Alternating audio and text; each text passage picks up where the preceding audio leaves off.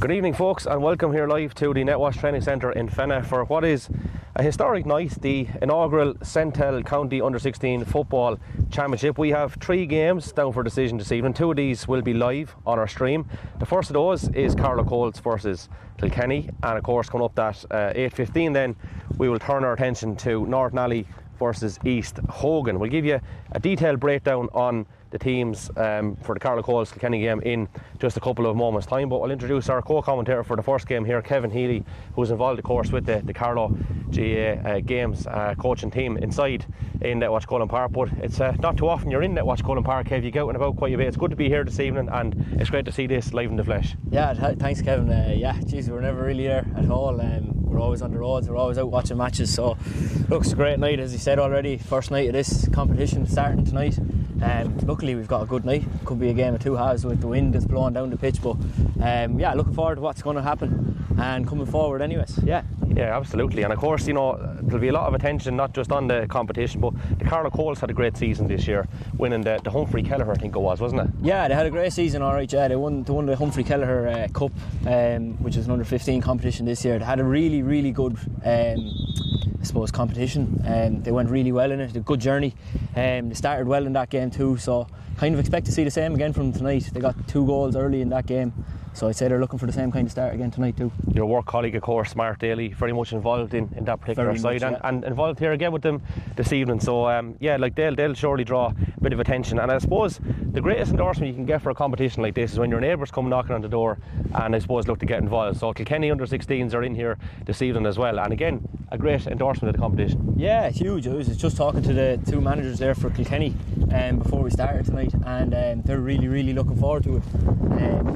You know, they only started this team up last year, so it's only their kind of first year really starting playing football down in Kilkenny, which is great for them, and it's a great chance for them now to get a couple of good competitive games in. Sure is indeed, and the nice novel factor about this is there's going to be squad numbers for the whole thing. There's a lot of talk about the FRC and rules and different things over the past couple of weeks. We saw the trial games, but there's something that I'm a big fan of, and that is the squad numbers. I think the day of match programmes are coming somewhat outdated, so look, it doesn't help of course when you try and identify who the starting 15 actually is, okay? Yeah. But it is something that will help with consistency over the next few weeks. Yeah, we'll know who's who and what's is who. We're very high tech now in Carlow here. We had QR codes and all ready to rock, so you know, we've caught up with the times. I suppose paper programmes are going out the window. It's all on the phones now, so we'll try and keep it up as well. Yeah, that's it. Look, some of us are old school, and we wanted a few trees chopped down for the stream this evening to have the physical programme in front of us. As we said, we do have 2 live games. The one that's just about to kick off here is Carlow Colts under-15s, I should say, versus Kilkenny. There is another game at 7:30. That's Carlow Davin up against Palatine. But our second live stream will be 8:15, as you said. East Hogan going up against Nurney-Alley, and we'll give a breakdown of the clubs as we go along. I suppose maybe we get time to do it now before this one throws in. John Hickey is our match referee. Carlow Davin, of course, you have representatives there from Éire Óg, Tinryland, Aska, Michael Davids, the Blues, and it's great to see such a spread. I know that's what the whole thing is about, but to have representation across all the clubs, Kev, is very important. And I'll go to East Hogan. You have St Martin's involved with them, Glavin, Donegal, Munster Rangers, Fenagh, Navan, and with the Nurney-Alley side of things, Clonmora, Philly, Grange, St Patrick's. It's great that so many have bought into this. Yeah, and just a quick one on that. I think all the clubs bar 2 are represented here tonight in some capacity. It's great buy-in as well. The management teams are spread across as well throughout the 3 regions, so it's great. It's a great chance. So there we go. History has been made. The ball is in and the game is on for the inaugural Centel County Under-16 Football Championship, and it is the Carlow Colt Under-15s who are in possession. Rangy, Kyle Byrne going across to that's Brian Lowe, Brian Lowe, yeah. Possession game early on, easing into it. They do have the benefit of the breeze here, Kev, as well in the first half. It'll be interesting to see will they go direct. Yeah, it's quite a strong breeze, and looking at it already, Colts are the 15s Colts here. They've started with 2 inside. Paul Keogh seems to be dropping out. He kind of done that as well in the Humphrey Kelleher. There's a little trip off the ball too, but here we go now through the middle. Yeah, this is a great move, and cantering forward there is Owen Tracy. Is this going to be the first score? It looks like it could well be. And chalk it down, folks. Again, everything is history in the making here, because it is inaugural, and it's a good score from Michael Redmond of Kildavan Donegal. Good patient build up, steady on the ball, and took the score well to settle him. Yeah, he's quite a good player as well. He's quite pacey as well, so he could be a threat going for goal too if he gets a little bit of a run on his man inside there and the ball gets into him quick. Yeah, the kickouts from a Kilkenny point of view now will be interesting with that breeze. Of course, there's no easy way to get a kick out off here, and not the best of connections, I suppose, but Kilkenny will graft hard and will not let Carlow run at them in draws. I suspect they'll definitely track, they'll be dogged. That's in their DNA, I suppose. But coming forward here is Enda Byrne of Rathvilly. He goes across once more to Kyle Byrne. An advantage not accruing according to John Hickey, and it's going to be a free in here for Carlow Colts, possibly a second score. Yeah, it's quite an interesting one there as well. The goalkeeper for Kilkenny tonight is their second goalkeeper. Their first goalkeeper, I was talking to the management, said he's quite a strong soccer player and he's up playing soccer tonight, so there's one for another one. He's a soccer player, so that keeper, he kind of looks like the kickouts might be struggling in the wind too, so it'd be hard to go long, I'd say, tonight with that wind. Standing over this one is Ronan Dooley of Éire Óg. Takes his time, swings this one in. Is it going to have the distance? Is it going to hit the crossbar and come back out? Someone got a touch with there in the end, I think, and pound it back over the bar. We'll just wait for him to turn so we can make it out. Is it Finney and... No, it's Luke McGrath, I think, is it? I think Luke McGrath got the final touch on that one, yeah. Yeah. Ronan Dooley dropped it short there, but it wasn't. Yeah, there was danger there. In fairness, the keeper did well to get something onto it there, because it looked like for a moment he could have been in a little bit of bother. We should give the squad numbers, I guess, and hopefully we can do so without missing any of the action, but Kevin will keep an eye on that.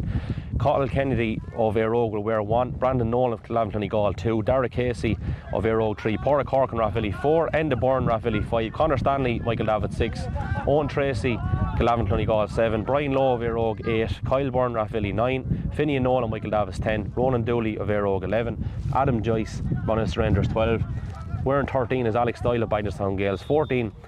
The scorer of the first point this evening, Michael Redmond, Kildavan Donegal. Paul Keogh wears 15 from Rathvilly, and then we'll go through them all. Callum Boland will wear 16 from Rathvilly, Daniel Byrne 17, Tinryland, Oisin Byrne 18, Tinryland, Ty Hennessy of Grange wears 19, Dylan Carney and Michael Davis 20, Evan McGrath 21 of Éire Óg, number 22 Luke McGrath of Clonmore, who got that second score. Next up we have Tawana Mudawapi of St Patrick's wearing 23, Alex O'Rourke is 24 with Aska.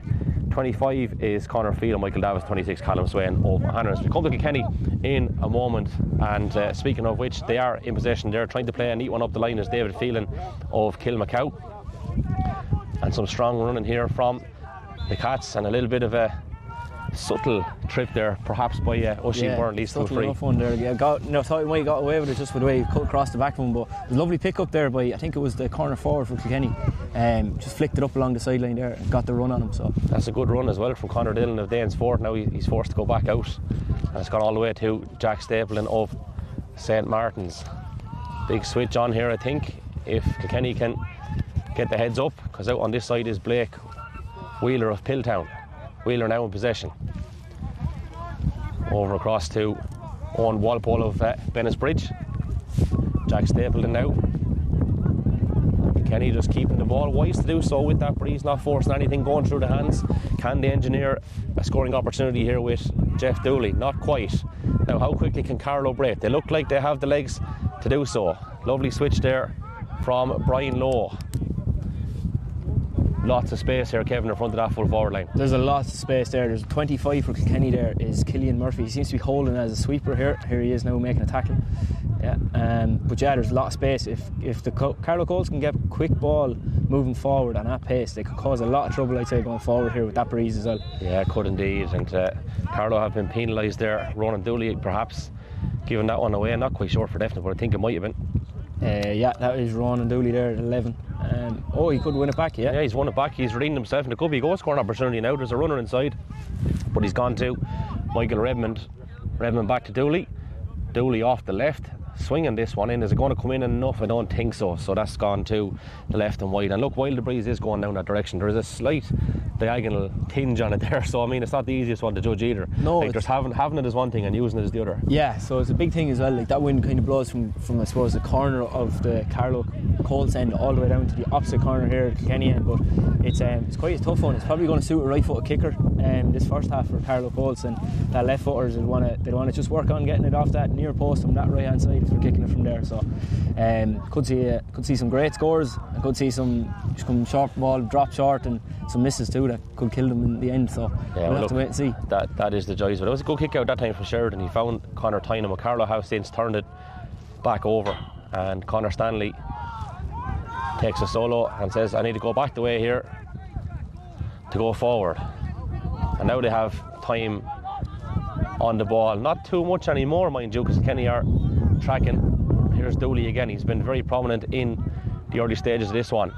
Back it goes to Nolan. Nolan back to Dooley. Could be a goal scoring opportunity here for Carlow. And just a little bit off target by Finney and Nolan. But it was a good move getting the ball from A to B. Very impressed so far. Yeah, the Carlow Colts, they move the ball well and they move it a lot through the hand. They do have a good lot of kick passers there as well, so when they do get that chance to look up and find space inside, they can kick a ball, and it's normally a decent ball. They're very good up front as well. They have a lot of pace and they have carriers as well. Finn Nolan there gets through an awful lot of work here, number 10. So it's good to see them all playing well tonight so far. Sure is indeed. So Sean Sheridan of Donegal lines this one up once more. His intended target is Jack Stapleton of St. Martin's. Stapleton rises high, but Carlow Colts win the breaking ball. It's Paul Keogh of Rathvilly. Back goes to Finney and Nolan. Tries to tread one through, but the Kilkenny sweeper has read that one. I think it actually could be the centre back on Walpole, and here he is again, taking it on the loop. Jack Stapleton now blocked down by Finney and Nolan. Stapleton goes in again. Good pressure applied there by the Carlow Colts, but Kilkenny keep their composure once more. Bursting forward is Blake Wheeler. And this is good now through the hands from Kilkenny. It's Evan Nealis of St. Patrick's. That's a decent ball inside. Now they did spill it momentarily, but it could work out here because bearing down on goal is Jeff Dooley. What pace! Oh, just didn't have the accuracy. Great pace, great sidestep, effort, not too far off either. Not too far off, and Blake Wheeler done very well here on the sideline here in front of us, just getting out of that trouble.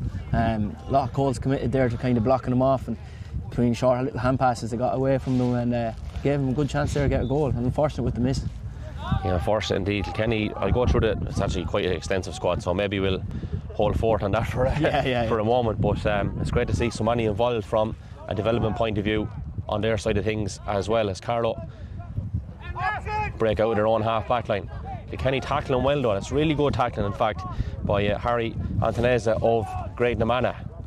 Conor Tynan now of Dixborough in possession. Good spread of clubs down through that Kilkenny development squad, has to be said as well, which is also very encouraging to see from their point of view. Blake Wheeler once more, but he goes into a little bit of trouble. Might get it back at the second bite, I think he does. And now coming forward is the other wing back, David Phelan. So they're not afraid to burst forward here, Kev. No, they're happy enough to kind of drive on with the ball. They seem comfortable enough, just as I said, to lose it, but they seem comfortable enough on the ball and taking their time.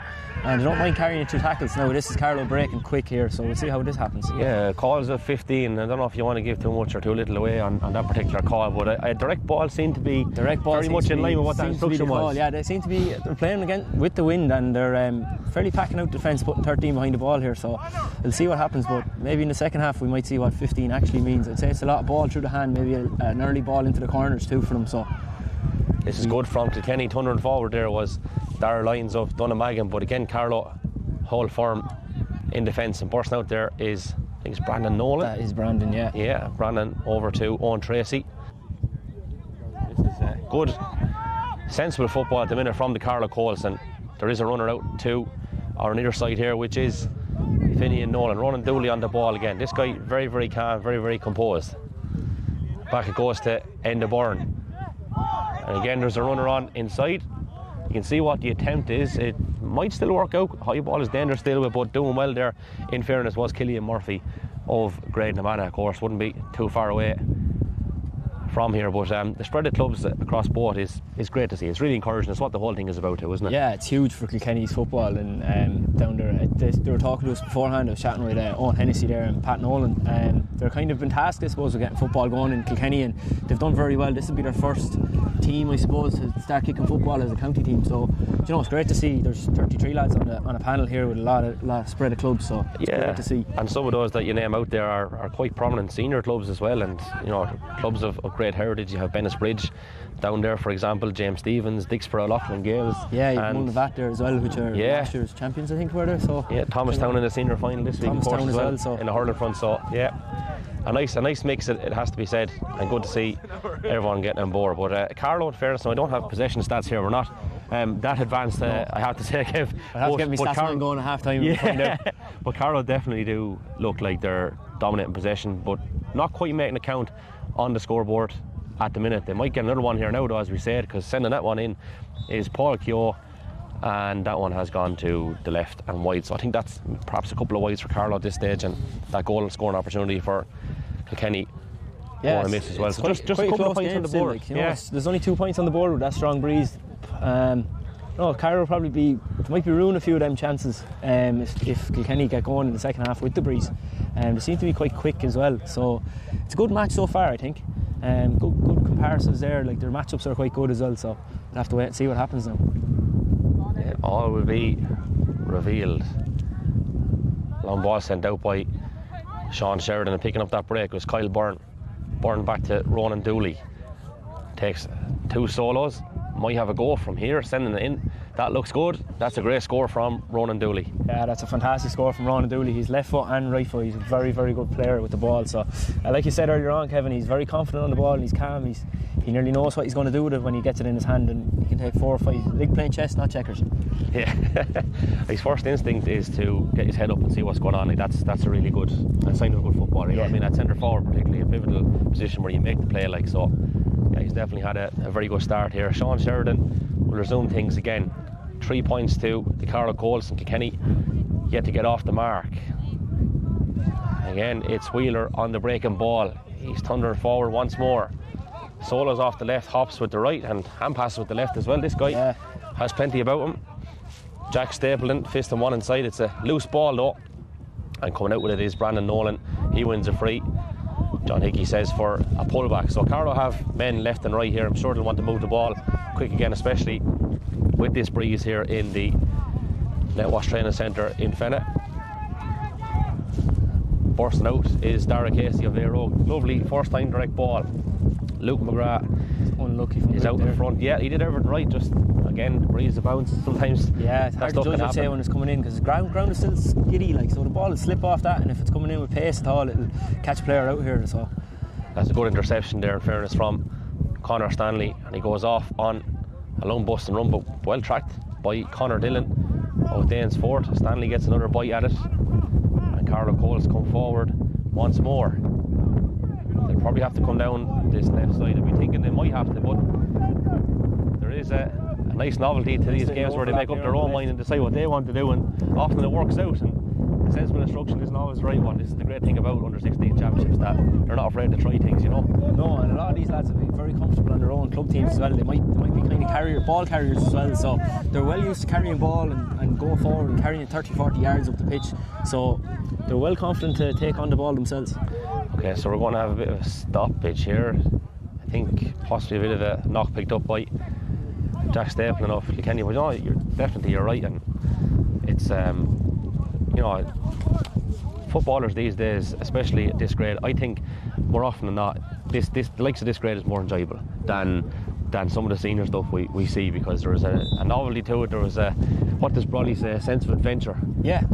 He's right, like, especially in this competition like we're running tonight. Like, a lot of these teams now will want to go out and try different things this year, and if you can get to the games at Hall, and if you're in Carlow or you're watching at home, you can get out on a Friday evening. These are great matches to come and watch. They're very going to be open. We're going to have 3 games on over, I suppose, 2 hours of football tonight, like, so it'll be a great chance to see all these players play that potentially could be playing for them senior teams in a couple of years' time. Yeah, and a great opportunity for Carlow Davin to get a cut off Palatine, the recently crowned under-16 football champions in Carlow. This is the nice novelty of the whole thing as well. That's at 7:30 over on the pitch just behind us. We are live for this one, and we are live for the 8:15 game as well, if you have just joined us, between East Hogan and Nurney-Alley. In the meantime, you're watching Carlow Colts under-15s up against Kilkenny under-16s. The Colts are doing very well so far. They have 3 points on the board. They'd love a fourth. Coming forward is Conor Stanley.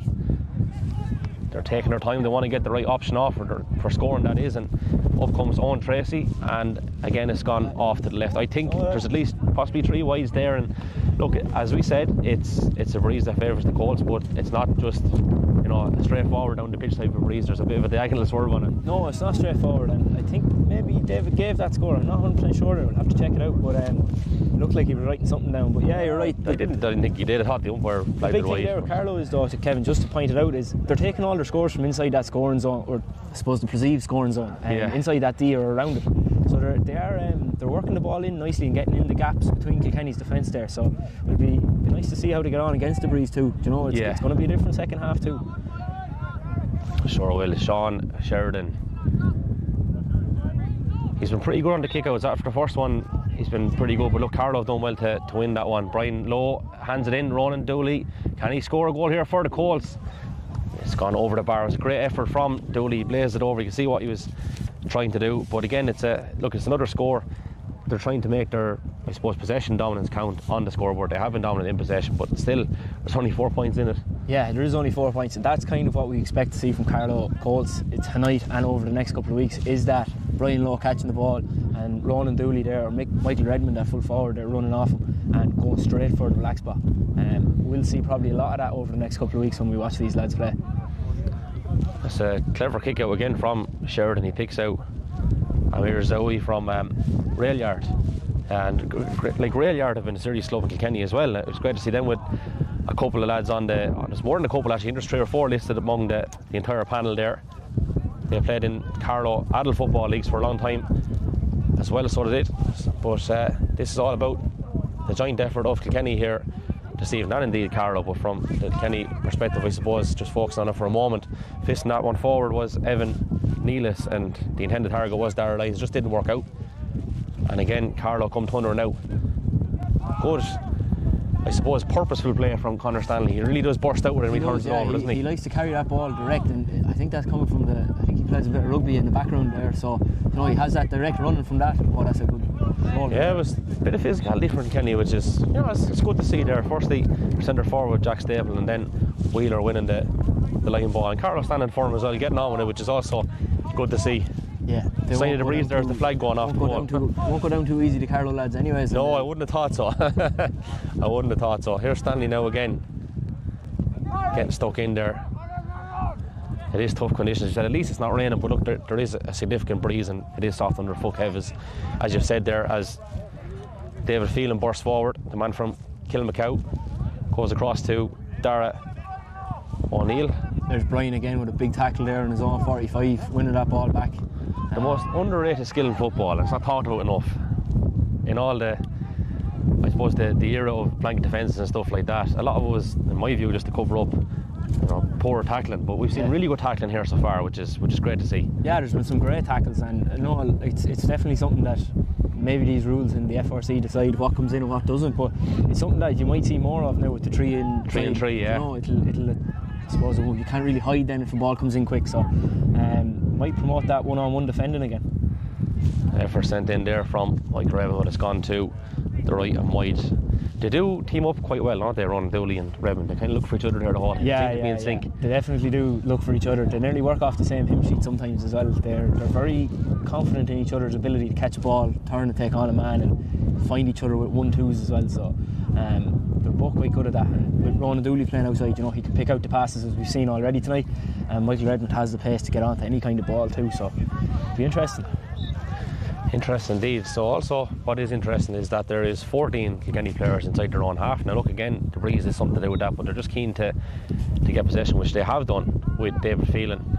He sends one over the top to Jeff Dooley of St. Martin's. This man can move. We've seen his goal scoring opportunity a couple of moments back. He's just let that one slip at a crucial time, but important, I suppose, from a Carlow point of view, not to let him build up a head of steam, because he definitely has a bit about him. Yeah, he definitely has that pace, and it's just that little bit of skill that's let him down there. I suppose with the Kilkenny lads there, they might not be playing too much football at the time. I know they have no underage football championship, so this is probably their first real competitive game in a couple of months.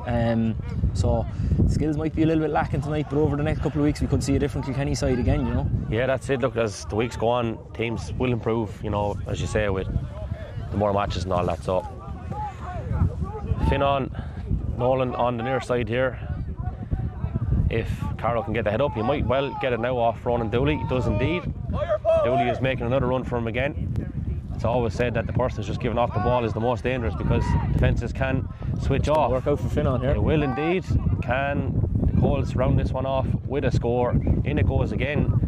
And it's just gone to the right and wide. So look, the mad thing about it is, there is no consolation for it only barely going wide, but these efforts actually aren't that far off, are they? No, they're not far off. And as we've said, the wind is catching the lads. It's definitely catching them. They obviously think it's going to push that ball a little bit more off that right hand side post when they're kicking from the left here, but they've kind of missed, I think, 3 or 4 now on that right hand post. So yeah, it's quite deceptive. Also deceptive is possibly Jack Stapleton here, who's ghosted out in a position to receive this kick out. He rises for it. Carlow do well underneath it with Finn Nolan, and back goes to end the burn of Rathvilly. He's thundering forward here, needs an option, has one in Paul Keogh, his club mate. Very well to get the ball off. Heavy enough hit there, wasn't it? But a little bit frontal perhaps from young Wheeler. Yeah, and it's something that might just catch Kilkenny out here, Kevin, is that when they're dropping all these lads back for the kickouts, it's allowing Carlow to push up on them. So Carlow have more bodies around the breaks, and if they win it and constantly win it, they're going to probably create more chances and keep Kilkenny held in their own half here. Yeah, spot on. Kev, the voice of Kevin Healy, of course, involved with the Carlow coaching the games. And whereabouts exactly are you kind of situated? What area are you covering, or are you kind of no fix the board? It's nearly no fix the board, everything and anything. But my real role here is the football within clubs, and kind of, I suppose, helping coaches as much as possible with the football and coaching. We've kind of split it up, so myself and Mark Daly, who's managing here tonight, do a lot of the football. Then obviously a lot of people in Carlow know Brendan Hayden, he's our big hurling man. Richie Hitchcock then is doing our performance GDA, so he's involved with all the academies and coaching them lads. And of course we've got Robert then holding down the fort too, Robert Sampson that is. Paul Fahey as well gives a hand out, and we've James Clark as well, who's joined the team. So I've heard that, yeah. We have goalkeeping coaches now and everything joined in, so we have a good old backroom there. So Clarky, a prominent member of the Left Wing Back podcast. Yeah, he was telling us that today. He's filling us in on it all. So now he did ghost off the leash there for a little while, but it's great to see him back doing a bit with Carlow. We do give him a lot of stick over that, but a great guy to have. Ghosted off. He went in across the borders and in behind enemy lines, but no, he's doing all right now as well. So he's 2 weeks in. He's getting on all right. So that's good. We wish him the very best luck indeed. A great character and a great coach. I've worked with him previously, and as you said, we've worked with him from a podcast point of view too, so he's definitely a great asset to the team. So yeah, I mean, and from your own point of view, you're down from Sligo, I believe. I'm a Sligo man originally, yeah. So it's came down here to go to college and stayed down, love the football, so this is a great job for me. I love it. Get to spend evenings watching football. Sometimes the weather doesn't appeal to you, but you go out and you watch it anyways, and it's great fun. It's always great as well to meet loads of people and interact. Probably wouldn't have ever had this chance if I wasn't in the job, so it's great to join you, Kevin, tonight and commentate on this game. Well, look, great to be working alongside you, and the West is definitely well represented inside in that coaching and games office there with yourself and Fahy. So yeah. We're taking it over now. I think there's only Brendan that's the Carlow man left. Mark is going to claim that he's a Carlow man at this stage, but there's only myself and Paul that are from outside. Yeah, well, Sansom got the passport there for Carlow a long time ago, I think. We're just waiting on your documents to come through there, and Fahy's there, I think. So yeah, we'll stick with the play now. Kilkenny on the attack, and bursting forward there was their centre back, Owen Walpole of Bennisbridge. So yeah, it is 4 points to the Carlow Colts, and Kenny still to get off the mark. They've showed really good glimpses of play. They just haven't got a score on the board. Now again, this is not the easiest one for them either. It's really tricky. He'll go at the outside of the boot.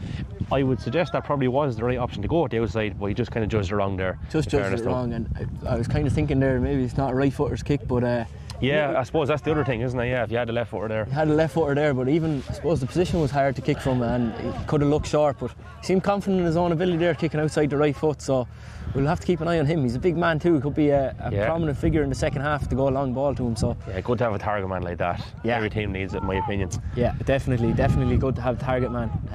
It can change a lot of, I suppose it can change the way you play too. If you're down by a few, you can go for goal, you can lower the ball in on top of him and see what he can do and have lads running off him. So it provides a different outlet, and absolutely it does. Gives defenders something to think about. Here's Brian Lowe, he'll give Kilkenny something to think about now. He's thundering forward on the 21, heading towards the 14, goes with the outside of it and sends it over the bar for Carlow's 5th score. Good purposeful run there, in fairness. Like, it opened up for him again. He was going for, well, possibly for a moment he was going for the jugular, maybe decided at the end point was the best option, but I like that. Like, Carlow, when they're running, they are actually going down the middle. They're not going down blind alleys or anything like that, Kevin. Like, and that's another really good thing to see from a coaching point of view. No, yeah, definitely. They don't go down blind alleys. Like, you can see here sometimes they do work it into the corners, but they are very quick to get it out and move that ball around. They also run very direct, so they are finding little gaps, and they're finding, I suppose, weak tackles on the Kilkenny side. So they are breaking through and getting that ball going forward, and going forward fast is a big thing. Well, Kilkenny have one possession out near that far sideline over there. No immediate option, but they'll go central with it, and they've won themselves another free, and it was their centre forward there who provided the out ball, Jack Stapleton, and they're moving it on again here with David Phelan, going direct but just not working out, and good reading of the play there by Dara Casey of Éire Óg. Has runners left and right. This is good play from the Carlow coast. Now, just as I said, they drop it momentarily, they get another bite. Is it young Stanley again? Yeah, I think it is indeed. Yeah. When he goes, he makes ground, and the only way to stop him is probably what Kilkenny just did there now. And not to be endorsing that. Oh, here we go. Turnover. 14.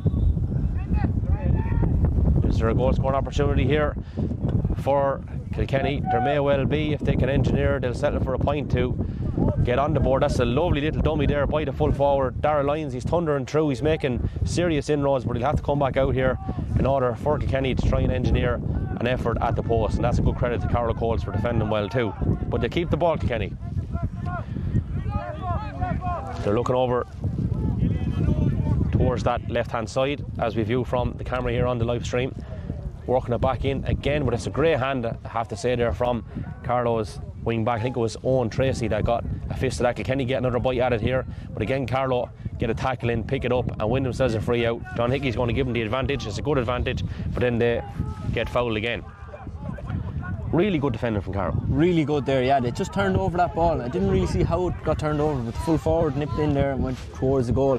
Owen Tracy got 2 or 3 good hands in as well, so you know, it's good defending there. They held them out again, so keep that scoreboard at 0 for Kilkenny at the minute. Here's Finn Nolan, takes a solo, gives off the hand pass to Enda Byrne.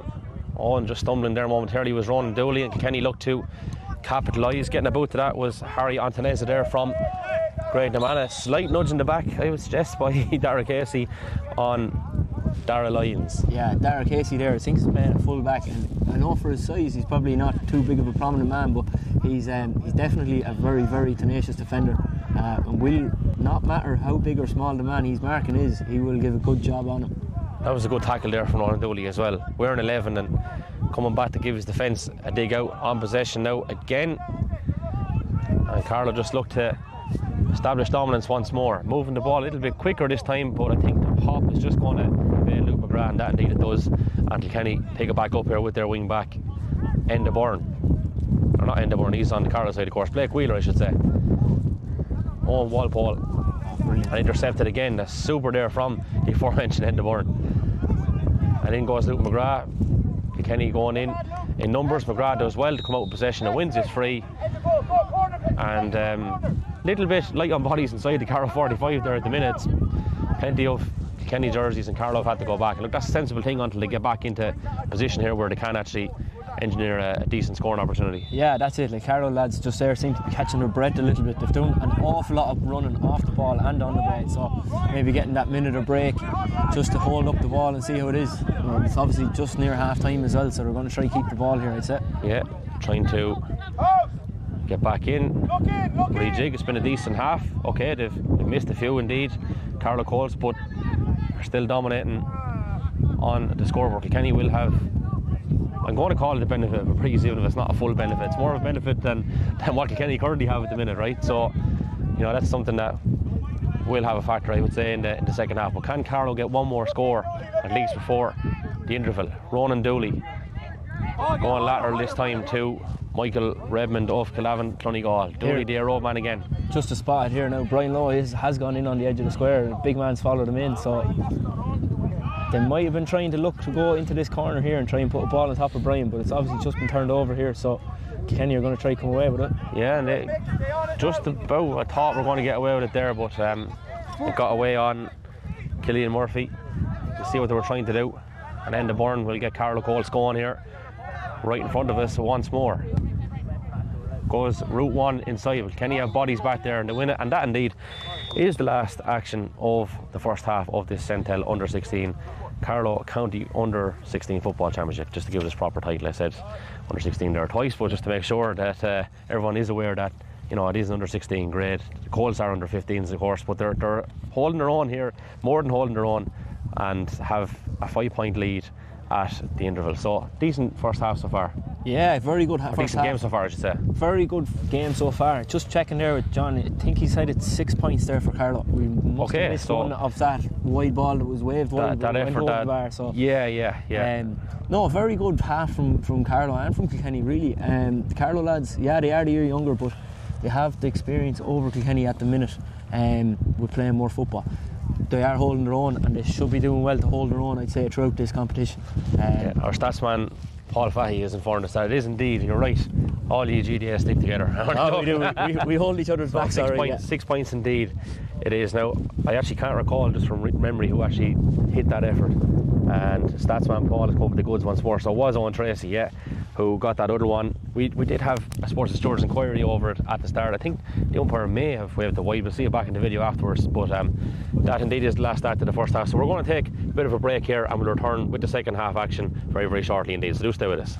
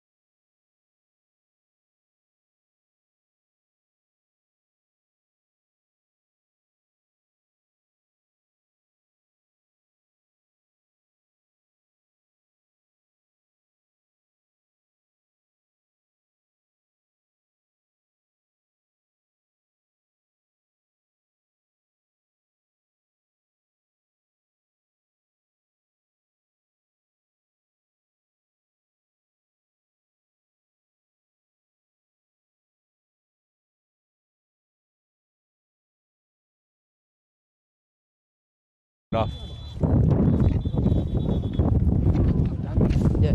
Right, so welcome back here to Fenna for the second half of the first game of the evening in the Centel County Under-16 Football Championship here in Carlow. If you have just joined us, it's Carlow Colts up against Kilkenny, and Carlow Colts, as you'll probably see on the scoreboard on the screen, hold a 6-point lead. We did think it was 5 points for long stages of the first half, but we've been reliably informed by Paul Fahy that Owen Tracy kicked that point. That the umpire, I think, might have seen the white at the start, but John Hickey has said it's a point anyway. So 6 points to Carlow Colts, and Kilkenny yet to get off the mark. They had a goal scoring opportunity, Kilkenny did, and they also probably have somewhat of a benefit of a breeze here, which is changing direction now and seems to be coming towards us more so than anything else, and we are located on the halfway line here facing in on the action, so it's hard to know how much of a benefit that might be. But Carlow definitely playing decent football here, and they've got off to a good start once more in this second half as Conor Stanley bursts forward from the fence. It's across to Michael Redmond. You see what Redmond was trying to do. It might still work out from a Carlow point of view, because here comes Ronan Dooley and he sends it in, and that one is gone to the left and wide. I think Carlow may have had 4 or 5 wides in the first half. Yeah, I think they've sort of query over that as well, as seen as one of them was given, you see, you know. Yeah, we think we have it right now. Our statsman Paul is keeping us up to date, but I think we have 5 wides. You're taking them here as well, Kevin. So I think there's some 5 wides in that first half. Some of them were probably chances they could have kicked. But again, that wind has changed now. It's more into our faces here on the halfway line. Which is all we want. We were cold enough as it was, and now it's definitely going to be colder. We won't be able to feel our hands or our ears later, but there they go again. Are those my feet? Ronan Dooley just beaten to the punch. In fairness, Kilkenny did kind of cop what was going on, and out comes Conor Tynan of Dixborough. Back to Walpole. He was decent in the first half. Young Wheeler was good there in the half back line as well, I thought, from a Kilkenny point of view. Yeah, definitely. There's a couple of them Kilkenny lads that are really showing promise now tonight. You wish they were across the other side of the border playing with us. They might be definitely keepers, but some very good players there on that Kilkenny side. Definitely, like we said, as these couple of weeks go on and they get more and more game time, more and more time together, they could be a very, very strong outfit by the end of this. They could be indeed. And first and forward there was Conor Dillon. I think he's after winning himself for free. He did look like he was tugged there, and John Hickey has awarded that. And just thrown in behind us in the last couple of minutes is Palatine versus Carlow Davin. Our focus is on the Colts versus Kilkenny here, and at 8:15 we'll have another game. Of course, it's East Hogan up against Nurney-Alley. We'll go through all the details of those closer to the time. Another free awarded here to Kilkenny. Now, this could be one for Darragh Lyons, I would say. Yeah, it looks like this could be more kind of a shot you'd want to get now. The first one he had in the first half is probably not the most ideal opener for a free kick taker, but hopefully this one now is a bit more in his range. Darragh Lyons of Dunnamagan lining it up. You have to go to the right post first, which he does, and judges a spot on. That's gone over the black spot. That's a brilliant kick. He looks a good footballer, in fairness, I have to say. He does. He looks like a great kick. That was Darragh Lyons. Darragh Lyons that got that one there. Yeah, super kick there, has to be said, from Lyons. In fairness, in the first half he was quite prominent. Lovely little pirouette of a turn there at one stage as well. Like, he's deceptive, I have to say. He's a big man, but he can move. Yeah, he definitely looks like he's a big man. He's probably that could be on the ground. That's a free in goal. Yeah, look, I'd fancy him from here. If they put this down, he's not going to be far off. No, not far off. And with that right foot, he can probably hang it up off in the wind. So we'll have to wait and see. He's looking like he's going to go for it here. Yeah, he judged that last one to perfection anyway. Okay, this is a little bit further out. What can he do this time? He's given it plenty. And I think he's judged the spot on once more. So Kilkenny went the whole half without scores, and now in the space of a minute they've got themselves two. Dublin bus job. None for ages, and a few come together. Now you said it, and that could be a problem for the Carlow Colts if they give away frees inside that 45. He looks like if he gets on fire with the frees, he could be a problem, and I'd say we could see a lot of white flags raised if there's a lot of frees in the second half. Yeah, there was a few red flags raised in Croke Park last week, and possibly if they do get a couple of more, there might be a few on the Carlow sideline here as well. They might make a few changes, and yeah, now all of a sudden things could change here. Good save, in fairness, in the end from Callum Boland of Rathvilly. He redeemed himself there. It did look like Kilkenny had taken the opportunity. It was a good one as well. Didn't quite grab who sent it in, but they definitely did the right thing. I think it was Harry Antonessa, that chap we've talked about tonight. He's been quite quite good in the first half and nearly got himself a goal there out of a bit of luck, but also being in the right place at the right time. Carlow may have gotten a little bit caught with the wind, trying to go to that left-hand side of the pitch as he kicks it out with a short one. So Dara goes for off the ground 45 here, so we'll see how he gets on. Man from Nurney-Alley lines it up, doesn't get a great connection on it, and I think it was Brian Lowe perhaps that got that, was it? Brian Lowe again got that ball. Kind of seems to be everywhere tonight. He's won definitely the second hot ball in the second half, or the first one here, but I don't know how he got on the first ball, but he's on everything so far, and anything good seems to be going through himself or Ronan Dooley tonight for Carlow under 15 Colts. So in possession for the Kilkenny man is Evan Nealis of St. Patrick's. Nealis gets it back and then gives it off again to the midfield partner Conor Dillon of Danesfort.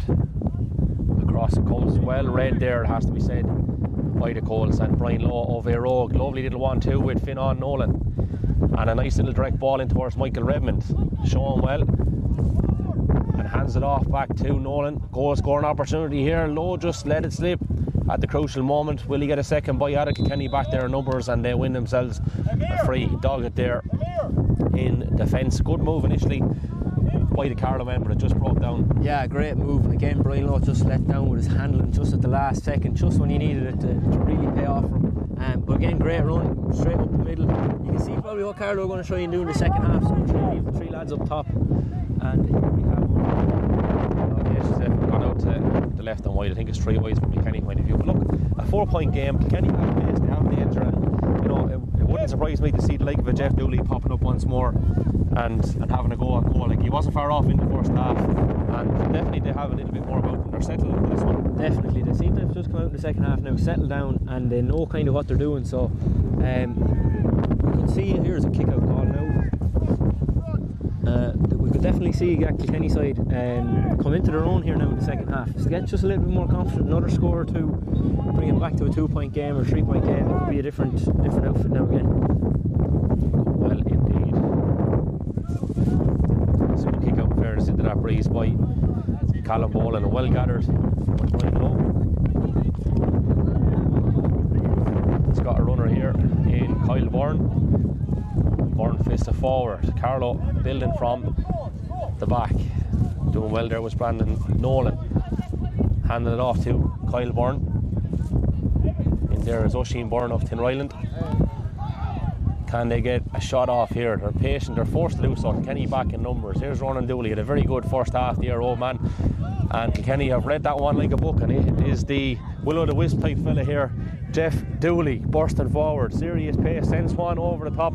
Keeper will have to come out here. And of course is Callum Boland, and cool as you like, flicks it up into the hand, and Carlow come away once more. Yeah, Stanley goes back. Jeff Dooley, sorry Kevin, cut across here. Okay. Jeff Dooley that just got caught with the bounce in that attack there. If he just got it on his toe and got a solo in, he could have kept the ball going. Just looking over my shoulder here at the game behind us, it's great. I don't know what you think about it, but it's great to have the two games running side by side. There's definitely a bit of an atmosphere here, it has to be said. Yeah, just getting the update from our statsman Paul Fahey again. It's a level game over the far side between Pal and Carlow Davin tonight. 3 points apiece, I think, according to statman Paul there. Yeah, so 2 tight games so far, like 4 points in this one, and level pegging across the way. So it'll be interesting to see how everything pans out. Bursting forward is Brian Lowe for the Carlow Colts. He's on the ball here now again. Now it's Pádraig Corcoran. Corcoran to Kyle Byrne. And the other cornerback now, Brandon Nolan, sends one in, and it goes to the right and wide. So the two cornerbacks they're not afraid to burst forward, in fairness, has to be said. Kev. No, not afraid to burst forward, and they'll drive and drive and drive. They have good little engines on them as well, so they can keep going all game. Mark and the lads here, the management team, seem to be rolling on a few subs. Yeah, so Dylan Carney and Michael Davids comes into the fray, and I think Evan McGrath of Éireog coming in there as well. And Tyke Hennessy of Grange is after coming in as well. So that's the three attacking substitutions from the 16 or 15s here. So must be like what they're seeing. Yeah, shameless plug coming in here, because Dylan Carney's out at Richie would do the Irish F1 show with myself, another podcast that we did there for a few years that did quite well. Got slack on it this year, but anyway, this is all about GA. This is about the Centel County Under 16 Football Championship. And it's the Carlow Coles who look to have taken control once more with Enda Byrne. Kenny now going to make a couple of changes here. In front of us warming up is Tony Dobbin and Peter Ward. Kenny now in possession and bursting forward. That's a long one sent over the top again. I think from a Kilkenny perspective, if the full forward starts to run on the 6-yard box, they're in business here. They're nearly starting too far out as well, Kevin. Like, they're starting to seem like just outside the 21, it looks like from here, and they're probably getting caught with a little bit of ball. I'd nearly like to see that Jeff Dooley lad inside there in full forward. Yeah. Through into him and see how he gets on. Well, he definitely only have one thing in mind, and that's goal. I'd look with anyway. Another man who might have something in mind being a goal is Ronan Dooley. He shoots at the target, sends it in off the left. That's a super score from the Aeroban. I think it's third of the evening here, and Carlow get another one on the board. He's got it all, in fairness. He has got it all, and just to note, that one was off his left foot. And the first two in the first half were both. One was free and one was from play, and both of them were off the right. So he does have that ability to kick off both feet. So he's got it all, as you said. He's definitely the star man there as well. Kick out from Kilkenny might work out in their favour. Chase it down, and it's Jeff Dooley. As we said, this man will run all day. Fisted off this time to David Phelan. Phelan bursting forward, tracked all the way by the Coles. Advantage given by John Higgy. No shot accruing, so Darragh Lyons will come over and have a go at this one again. I'm not too upset over getting to see this lad hitting another one, because the first two were absolutely stunning points. Yeah, they were stunning now, and this one is a little bit close, tighter of more of an acute angle, you could say. So we might have to try and favour that outside the right post again. Yeah, definitely go for the right and swing it in, which he does probably a little bit too much, and his cue is off the right hand side. That's commentator's curse on him there now. Yeah, it does exist, lads, it's real. Coles thundered out here from the back. Kenny attacking that one with figure. It was Killian Murphy who put the tackle in and now gathers that loose ball. Takes a solo, takes a hop. He's heading down towards that corner flag. He might cut in along the end line now. There could be danger here. And in fairness, the pass wasn't a great one. Brandon Nolan says thank you very much. I will take that one.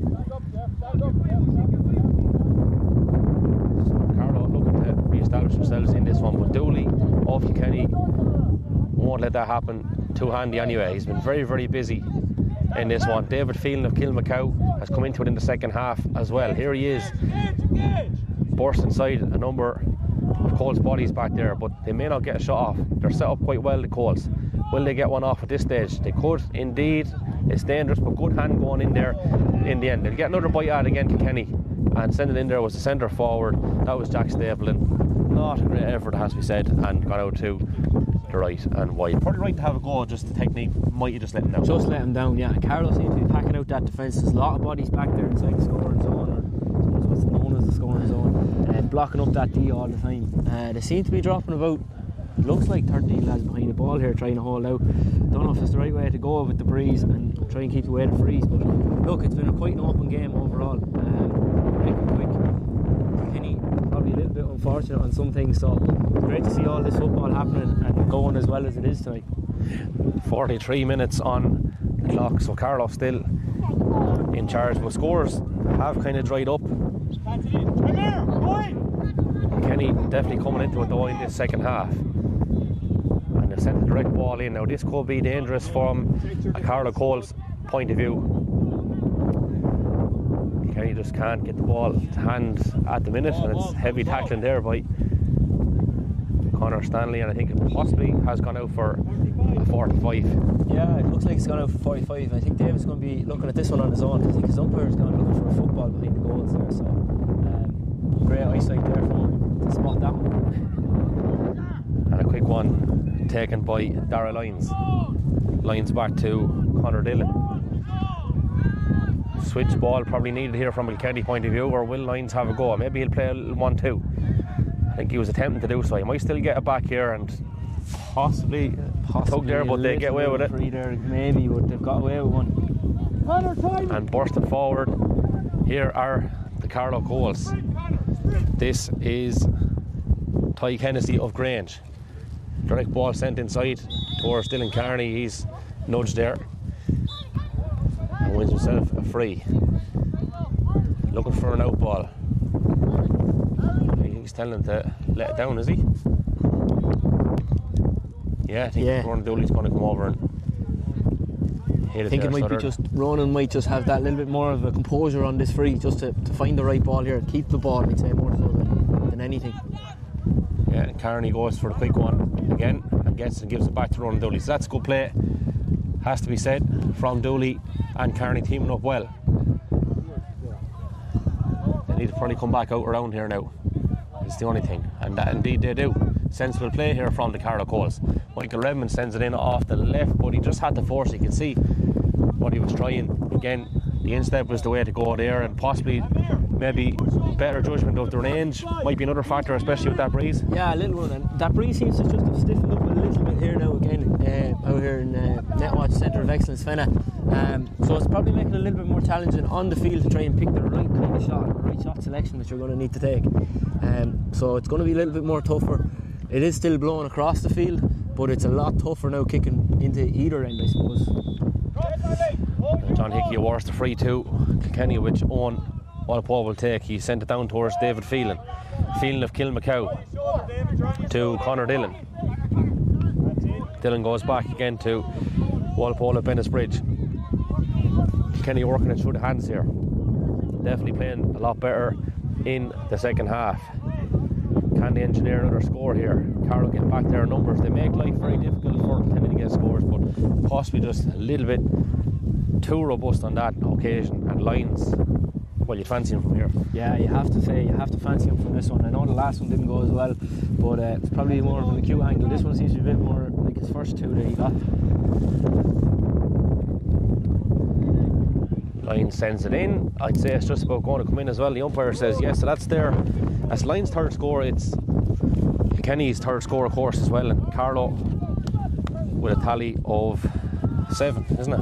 7 scores to 3 now, I think we have it. Yeah, 7-3. So 3 Kilkenny, 3 Lyons, of course. And speaking of Lyons, a cup of tea would be lovely, wouldn't it? A cup of tea would be lovely. If we could have got one at half time, we would be well set up here now for the evening. But we'll have to bring the flask for the next Friday. We'll learn. It's a learning experience tonight now. It's been quite a good one so far, but surely has indeed. That's a good take and a good pass from Ronan Dooley down that sideline. Of course, Brian Lowe back it goes to Dooley again. Tracked, but Kilkenny can't stop this man. 3 bodies on Dooley, and that's what it took in the end to get him to turn. Yeah, and you can just see the level of skill Ronan Dooley possesses here tonight. He's catching ball with one hand. It's probably not the night that you'd want to see a player trying it, but he is confident under pressure there on the ball. And here go another cornerback raiding up the pitch. Yeah, can Carlow get a shot off here now? This is the thing. Back it goes to Conor Stanley. Stanley dispossessed there by Kilkenny's number 10, Conor Tynan. Carlow will get another bite at it though, as Enda Byrne sends one in, and that looks good from Enda Byrne. I have to say it's a super score, in fact, and one of the best we've seen here tonight. Yeah, that is a great score from Enda Byrne. He just looks so lackadaisical on the pitch. He's probably a player that might drive management mad sometimes, I'd say, but he just, when he gets on the ball, he just seems so in control of what he's going to do, and he knows what he's going to do the minute he gets it. Yeah, look, on that occasion you couldn't blame him for having a go, and do you know what, it's the right option as it proved there in the end. A super effort indeed, and Kilkenny now will look to respond immediately. Good long kick out. Carlow rise. Is there a bit of a nudge? I think there was, and John Hickey awards the free to the Coles. I think there could be another couple of changes here on the Coles side, with Kennedy coming in for Callum Boland in the goal. And Axel Rock has gone in as well there. Just Daniel Byrne. Yeah, it is. Yeah, Daniel Byrne's coming out. So thundering forward is Ty Hennessy off Grange. Back to Ronan Dooley. Dooley off the left takes a nick. A dangerous nick as well, but Kilkenny deal with that one. They're just struggling to get out of half at the minute, Kilkenny, but if they do, there is an awful lot of space down here. It's just, you know, Carlow have been very good with their tackling high up the field here, haven't they, in fairness? They've won it back again. Yeah, very good, and it's probably something that they've done very well throughout their county championship with the Humphrey Kelleher stuff. Is their forwards are very good tacklers. All of them will work back. They'll all work to try and win the ball back, no matter where they lose it on the pitch. So it's definitely a great sight for them to have footballers that can both score points and can also defend well. Yeah, always good to have that blend. Keeping an eye on things behind us here as well. It's It's great to have 2 games on at the one time. 1-4-5 we're being informed here. So Palatine. Carl Davin. Yeah. Okay, so yeah, Carlow Davin ahead 1-4-5 against the under-16 county champions Palatine. For Carlow Colts, we have Ronan Dooley sending that one in. That's his 4th score now of the evening. Yeah, that was a lovely smart one there too. The Mick Redmond, Ronan Dooley duo again working together on that short free to get a chance for Ronan to kick another score for himself. Yeah, so Carlow, are moving really, really well.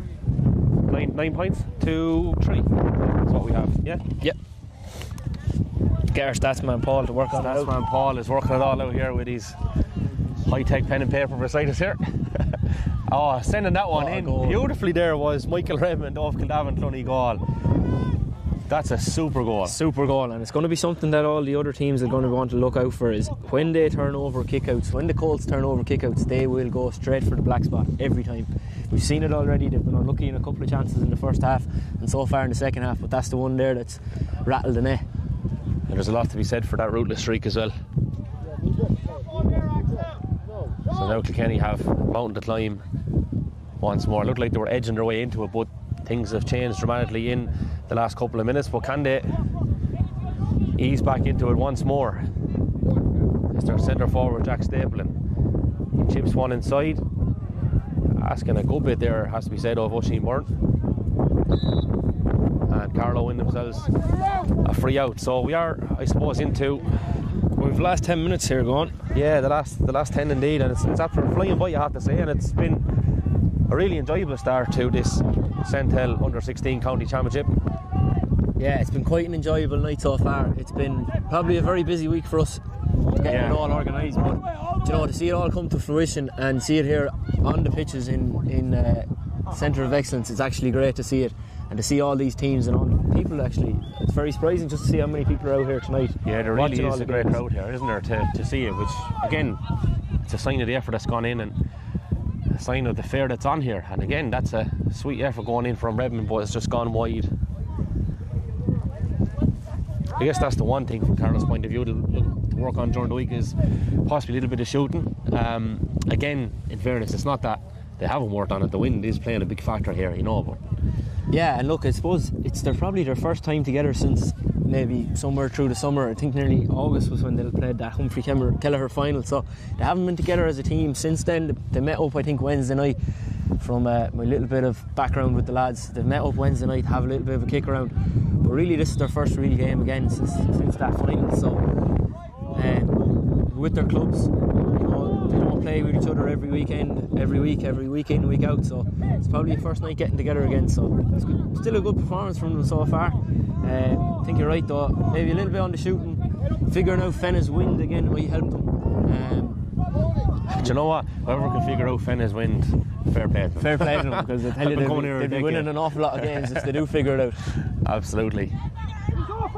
Coast Thunder forward once more, and again it's with Redmond. The man from Kildavin Cloney-Gall has been busy here this evening, scored a peach of a goal moments ago. If you have just joined us here on the live stream this evening. Again, you're not going away, in fairness. Like they're trying to dig the heels in and find a way back into the game, but it's not simple. No, and in fairness to them, they've actually played very well for a team who've come together this year.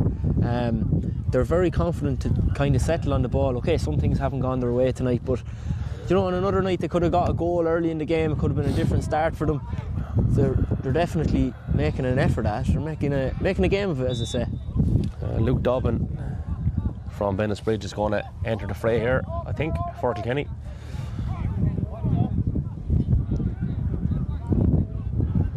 Again, like in fairness, Carlow pressing that high up the field, it has caused Kilkenny problems. They've won the ball back a few times, and they're still well set here at the back. They've got a couple of more men back to cover off a direct ball. It's been a really polished performance, I think, in fairness, considering the conditions from a Carlow point of view. Yeah, considering the conditions, and that with the amount of bodies that Carlow the lads put around the middle of the park, it allows them to kind of get their bodies back there and set up and protect the house as such.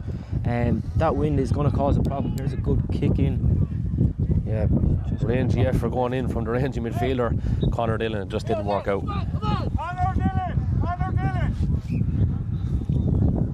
So I think that could be Conor Lillen's last act in this game. He's been replaced by Domin there, I should say.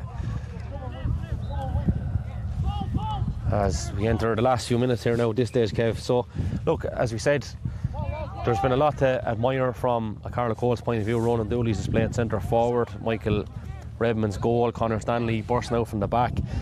You know, I think, you know, while there has been very good individual displays, it's been a very good team effort too, hasn't it? Yeah, it's been a great team effort, and I have to say that the Carlow Colts have performed very well tonight. In Kilkenny have performed quite well as well. They've actually surprised me tonight how they've played so well.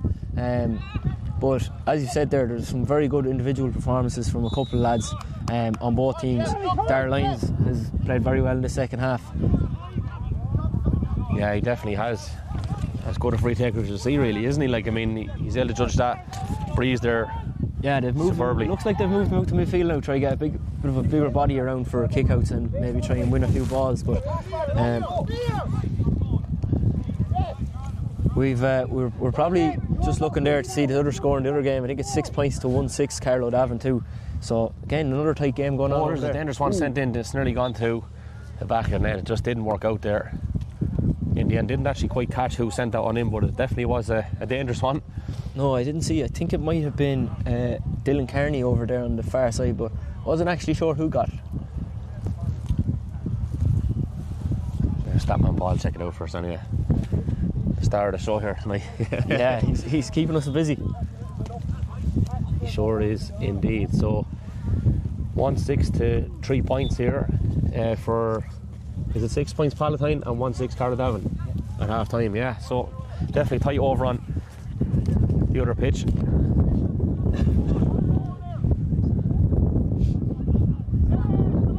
Kenny's still not giving up, I suppose, but no, they're not giving up. Traffic again, yeah. They're constantly looking, and in fairness, they've just come up maybe a little bit short on a couple of things, with just maybe bringing the ball into a tackle. Yeah. And they're probably bringing the ball into the tackle with the wrong men. They're bringing it into tackle there with Brian Lowe, Connor Stanley, two big lads for the Carlow 15. So, do you know, if on another night, if they get the breaks, they might give a run to one of the regions there, or even Palatine themselves. Yeah, for sure. This is good play from the Carlow Colts. Can they top it off here with a score? Back it goes to Dooley, but that's, in fairness, very well read from a Kilkenny point of view, wasn't it? I don't know if they heard the whistle there for the free, but they definitely have won one. Yeah, that was a great interception there. I can't see who it was, but a great interception there. Carlow just seemed to be a little bit going through the hands, trying to work something out, but here we go again. Jeff Dooley with the pace again. That man is just lightning quick, like, it's unbelievable the pace he has, and I do agree with you. It would be nice to see him in near the goal. You can see what he's trying to do here with one over the top, but again Carlow are wise to it, and out they come. Again, it's the goal scorer Michael Redmond. Here's another man with pace now.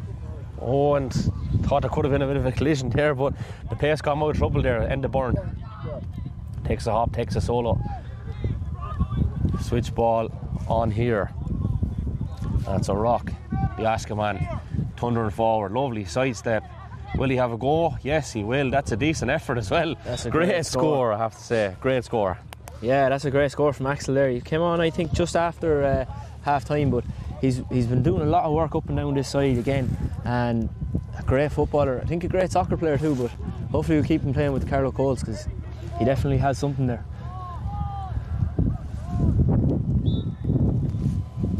So obviously this one has got away from Kilkenny, even out. In fairness, they you know, dug the heels in, tried to get back into it, did for a while, and then Carlow found that extra gear, and I think they might have another score for themselves here if they work it right. Redmond will have a go off the left. He sends it in, but again, probably just put a little bit too much on that one. Yeah, and there's Carlow again with that high press up with the forwards, the turning over the Kilkenny full back line gives them nearly a direct chance in on goal. So it's something to keep an eye on for the other teams when they go short. Make sure you keep your hands on the ball and work it away from their goals quick. Don't get turned over. I'm not quite sure there's much more left in this now. John Hickey's keeping a close eye on things.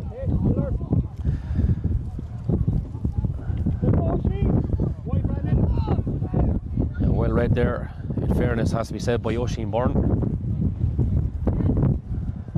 Michael Redmond of Killavin Donegal. Carlow just looking to see this one out now at this stage. Over it goes to Brian Lowe. Lowe thundering forward. Might have a go, he does, and the breeze just doesn't take it the way he would have liked to have had it taken, I suppose.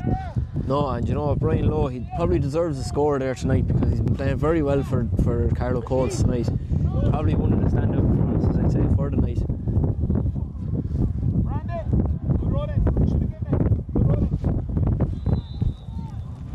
So I think the second half of Palatine versus Carlow is just about to get underway shortly once more, as this one comes to a close, and it's a good start for the Carlow Colts in this Centel Under-16 County Football Championship. They've seen off Kenny Under-16s, of course this is the Carlow Under-15s, I should say, but the Humphrey Keller are winning Carlow Under-15, so a good start so far. I think the lads might be going to grab someone to come over and perhaps have a chat with us. I think that's what Rob was indicating. I think something like that, or else I'm going to have to go and find a video camera and start recording somebody with a conversation, but that's no problem, you. But yeah, look, there isn't going to be much time to, I suppose, get from one game to the other now, because coming up very, very shortly indeed is the 8:15 throw-in between Nurney-Alley and East Hogan, and we're going to have to go down through the teams in that for our viewers as well, who, you know, if you just joined us, you may or may not have seen much of the first one. You might be tuning in and out,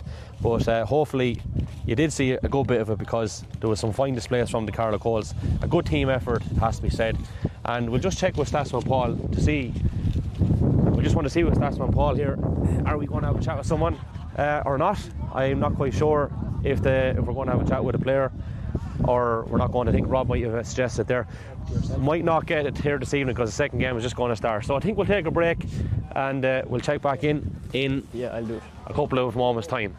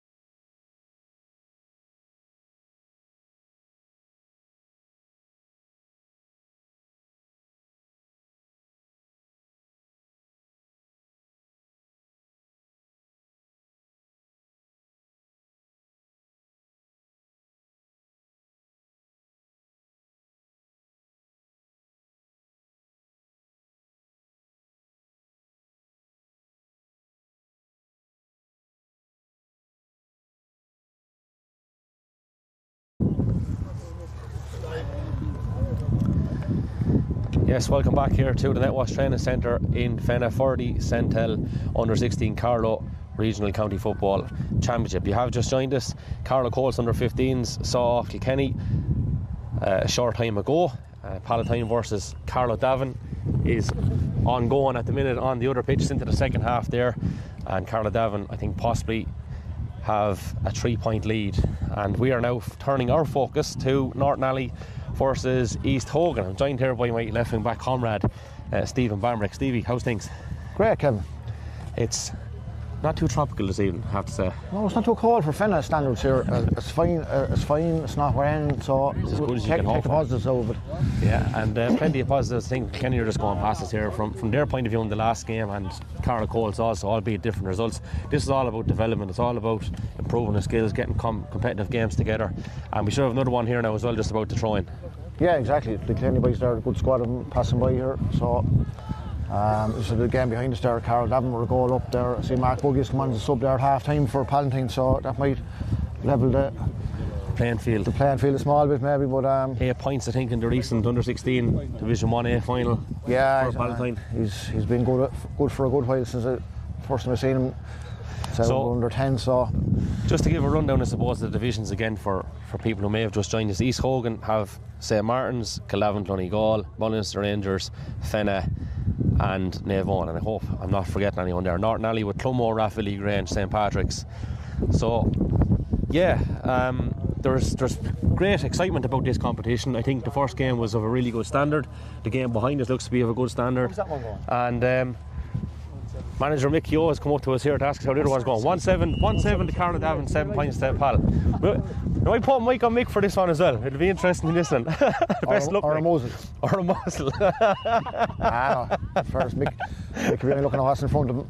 Absolutely, yeah. Mick of course in charge of the Nurney-Alley side, along with Barry Murphy, Jay Leonard, David Tobin, Ted Ford, and East Hogan be looked after by Damien Farrell, Pat Pollard, Frankie O'Hara, Jim Jordan, Damien Tracy and Mick Nolan. And it is Nurney-Alley who go route 1. It was Jack Corcoran there of Rathvilly looking to pick out, I think it's Conor Riley, is it, who's trying to tread one through, but in fairness East Hogan do well with Kieran Donald of St Martin's. Good quick start to this one, Stephen. Yeah, it's been good pace in the 3 games so far, you know. They can, suppose you have to keep warm, so coolish enough night, so goal for Pal here behind us, so that probably levels it up. It's 1-7 apiece, I think, yeah. Could be a goal here. Oh, what a save that is. That is a super save by Aaron Doyle. Shot by Owen Raleigh there. Great save by Aaron Doyle. Strong hands. Yeah, super. Stop him, we'll get away from the goal. Super effort, yeah. And as you say, yeah, great save as well. Everything about that was really good. He really put the boot through it, like. Oh, jeez, he did, yeah. Like, and it was right under the crossbar. And a good, strong goalie, in fairness. He had himself braced well for it, so interesting to see how the 45 goes from Edward O'Byrne, I think it is, yeah. Takes it quick. He might receive this one back. I don't think he is. No, that's Age Dooley, I think, had a go at that there and got blocked down, and it is Nurney-Alley who will look to engineer a quick counter attack with Feakburn of Clonmore. You can see what he was trying to do. Execution just not working out on this occasion, and look how quickly these East Hogan lads are moving the ball in the early stages. Kyle Maloney up from St Martin's and sends it in towards Tiernan Whelan. Tiernan was talking to Tiernan's father a few minutes ago, Pat. Pat played with St Patrick's and Carlow a good while ago now. And again, look, it's a kind of a breeze here. It was going down one end with a slight diagonal hinge in the first game, in the first half, and then it changed and came. It's actually more noticeable. It's actually more noticeable in the pitch behind us. Way more noticeable for some reason. So Daniel O'Brien across to Paddy Nolan, the 2 Grange men combining well at that. Here comes Nolan thundering forward. He's heading towards the 45. Forced backwards here now though. That's a good little slice there from Feakburn. And free in awarded there by Marion Hayden, who of course did the Intermediate Football Championship final a few weeks back. And taking this free is going to be Feakburn. Now, surely someone's going to have to go short, yeah. But like he's not really forthcoming so far, so I think he'll probably have to go lateral or perhaps a little bit backwards. the run is made. I'm not sure if the intended target got it, but the target on the team got it, yeah. So Jack Corkin of Rathvilly. Jack started, he's wearing 4, but he's playing midfield. Good left foot on him. It's a lovely pass in there. Can they top it off with a score? It's gone in from Darragh Butler, and it's gone in and over the bar. Darragh Butler was very good in the under 16 final against Michael Davids. He was full forward. Any ball he got, he got a great point before half time. And good start there for Nurney-Alley. James Dowling. That's going to beat him. Yeah, it's trickled out here. It was a good kick out, in fairness, considering again that the elements are right. It's as good as you hope for this time of year. We're still tricky in terms of the breeze. So Paddy Nolan of Grange is going to take this line ball in front of us. He needs runners. He's not blessed with runners at the minute. Tried to go central. The wind kind of caught it there as well. Now you look at to his credit, it probably wasn't, or to his defence, it wasn't massive amount of runners. But anyway, stick with the action. East Hogan coming forward there. Sean Howrahan trails one through to Conor Walsh. Noticeable, of course, that they're all playing with their club shorts and socks, which is a yeah, it's like nice the Barbarians. So except they're all being capped. And there's a chance for a goal. Another good point from Freddie Gibson. Freddie Gibson, yeah. Yeah, Freddie will be very strong outside Martins. Yeah, this one definitely has started a lot more open. The last one, you know, there was good tackling, I suppose, which we have to credit as well, and bodies back and stuff. But this is just full on, isn't it? Like helter skelter from the start.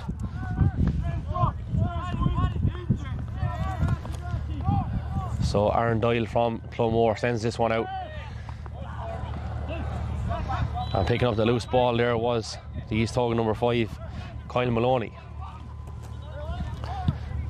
Long effort sent in there from Conor Walsh and picked up by Aaron Doyle. Good composed play there by Doyle, sends it across to Feek Byrne. Byrne goes up the line, tracked all the way by Edward O'Byrne, but he gets away from him here. He was fair pace if he's able to get past Edward O'Byrne. This could be dangerous here now from a Nurney-Alley or for an East Hogan point of view, and it just didn't work out there from James Garrigan of St. Patrick's, but the ball has broken loose in favour of Jack Corkin of Rathvilly. Will Corkin have a go here? Oh, lovely little 1-2. Could be goal scoring opportunity. Hits the crossbar and comes back out. I'm trying to keep an eye on who that was because it was a stinging effort. Really, really good effort. Ball coming back around. Nurney-Alley quite composed, and just as I said, they've given it away. They could be stung here now on the counter. As we said, it is end to end. It's great stuff here on the first round of this Centel Under-16 Regional Football Championship here, live from the Centre of Excellence in Fenagh. Good strong tackling there by number 20. Yeah, I actually have that name because the manager sent it over to me earlier. I actually just forgot to write it down. That is Fergal O'Toole of St. Patrick's.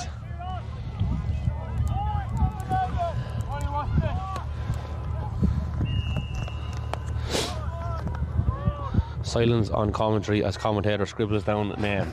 For our viewers and listeners at home, they'll probably hear the sound of the pen chattering off the clipboard there, and it possibly is the teeth as well. We won't lie, but anyway, good, strong, lively, hearty opening in this one. It's a direct ball sent in to Brian Whelan of Clonmore. Hits the deck, gets back up, but East Hogan have turned it over. And all the way back to James Dowling, the keeper it goes. Dowling out to the Mount Leinster Rangers man, Conor Walsh. Long ball sent down, intercepted here by Paddy Nolan of Grange. He's had a good lively start. Feek Byrne, another man who's got a good lively start. Pass if it gets to its destination. Oh, saved. Yeah, saved and gone over. Couldn't see who actually got that, but was it the fisted ball, the kind of 11? So it was Luke O'Brien, I think. Luke O'Brien, and he was very good, as I said earlier about Darragh Butler in the under-16 final. He got 3 points in play the same night. The fisted pass took out half the East Hogan defence. We used to say to go half the parish, but to go a few parishes. Yeah.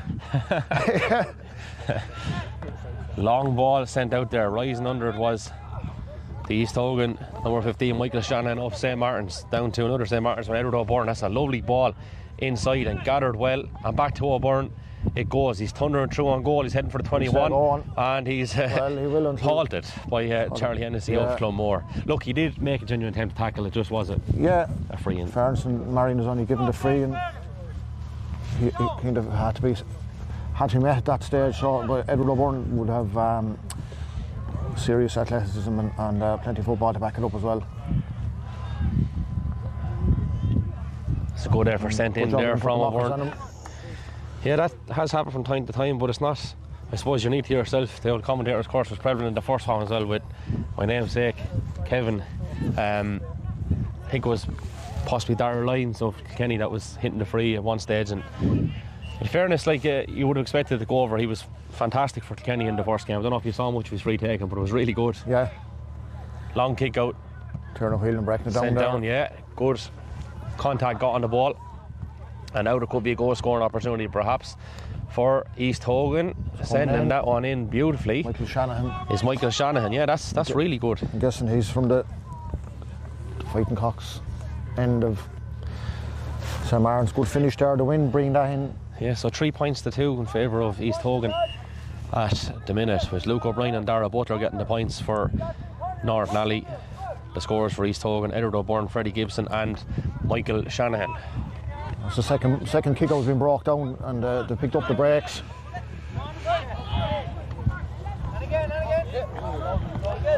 It's lovely little neat interplay, isn't it, in tight space. And they could engineer a score here now with Sean Howard and bursting forward from the left wing back position. 20 wasn't shy about coming across there.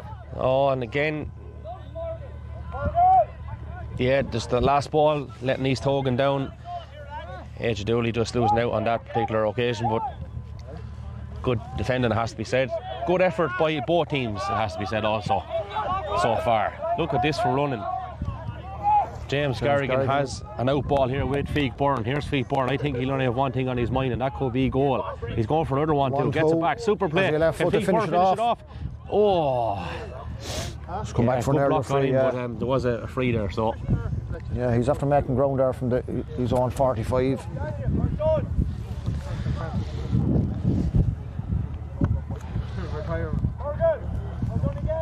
Free is back out. It's actually in close. Marion's given it in the 21, so.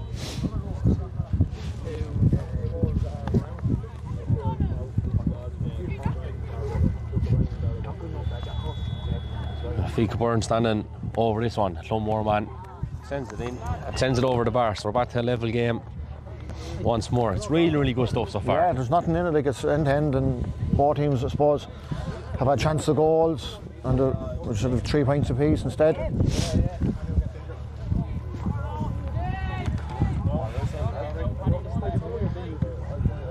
Long ball down by James Dowland, the St. Martin's man, and again, yeah, the minute it hits the ground, gets away. Yeah, the ball it's really soft, isn't it? It's just that breeze is taking it away.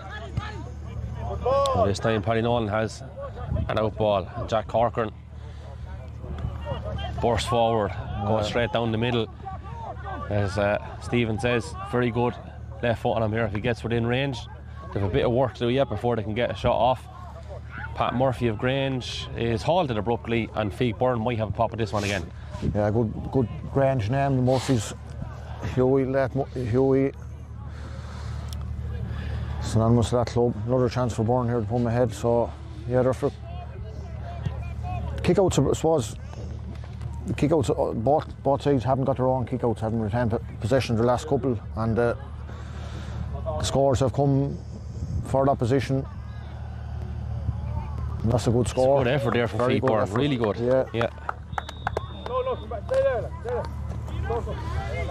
4 points to 3. Will he come down this left side again? Probably look to keep it a little bit more central. Yeah.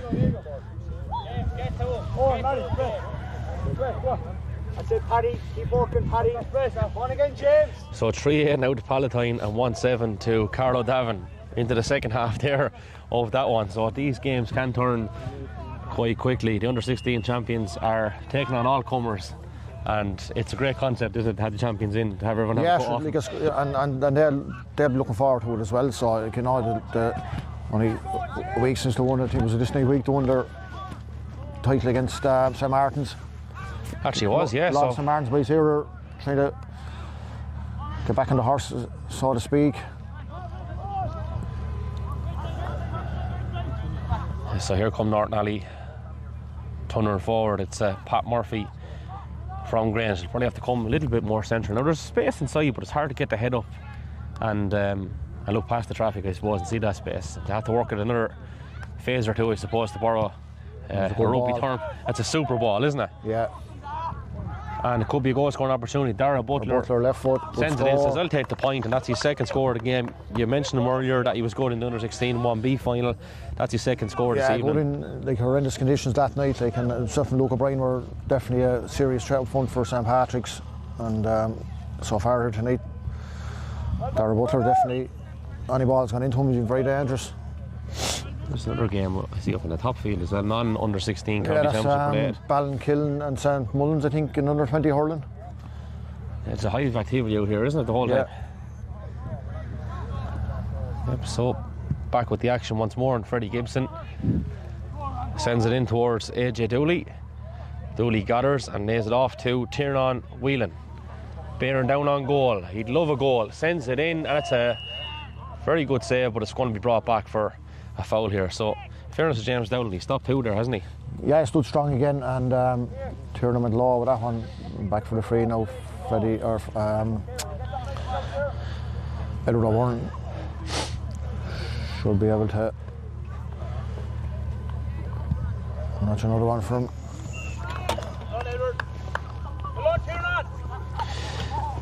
It's interesting how this kick out, they said the last couple of kick outs when Nurney-Alley have found it hard to locate someone with the ball ended up in scores, I think, for their opposition.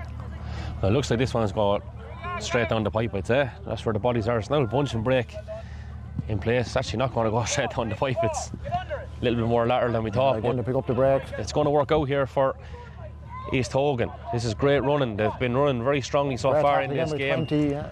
Initially it was, and then the follow-up contact probably. Yeah, it's Fergal O'Toole, I think we said, wasn't it? Yeah. But the running in this game has been great. Like, the ball carrying, everything is just really impressive so far, I think, and both sides are great credit. It's a great game. It's not like you've seen Aaron Dyle coming out a couple of times there trying to supplement his attack on forward. So Byrne again standing over this one, and Byrne again flawless. Yeah. Another goal behind us for Palatine, I think, as well. Wow, that's really impressive from them, isn't it? They were trailing by 3 points early in the second half, and they really upped the ante in the later part of the same half. Advantage of a team playing together as well, and a good team as well. A really good team, and they've had a really good year, Palatine, haven't they? They've won, I think they won 14A, 16A. minor, and a couple of their second teams have won under 16 and minor. That's correct, yeah. They won under 12 as well, maybe. Alright, so O'Byrne takes it quick, and I went in there towards Tiernan Whelan initially. You're now sticking with things unknown. Raleigh bursts forward, goes across to Kyle Maloney. Sean Howrahan now. Neat little ball in as well. Swinging that right boot is Shanahan from the St Martin's Club. Oh, it's dropped dangerously. Will it work out in a goal? No, it's gone wide. Yeah, I'd say the keeper thought it was just going wide, and he was behind the line maybe himself. That's really the first wide of the game. I have no ink dotted to the paper on the wides front, and Statman Paul, I think, will confirm same that we haven't had a wide so far. It's been really economical shooting here. Good long kick out again. I think Feetburn might be the target. It doesn't carry quite that far. And winning a free there was Jack Corcoran or Rathvilly. He's been on a good few so far, hasn't he? He has, yeah. Most of the time I've seen Jack playing now with Rathvilly, he's been closer to the goal and a serious threat.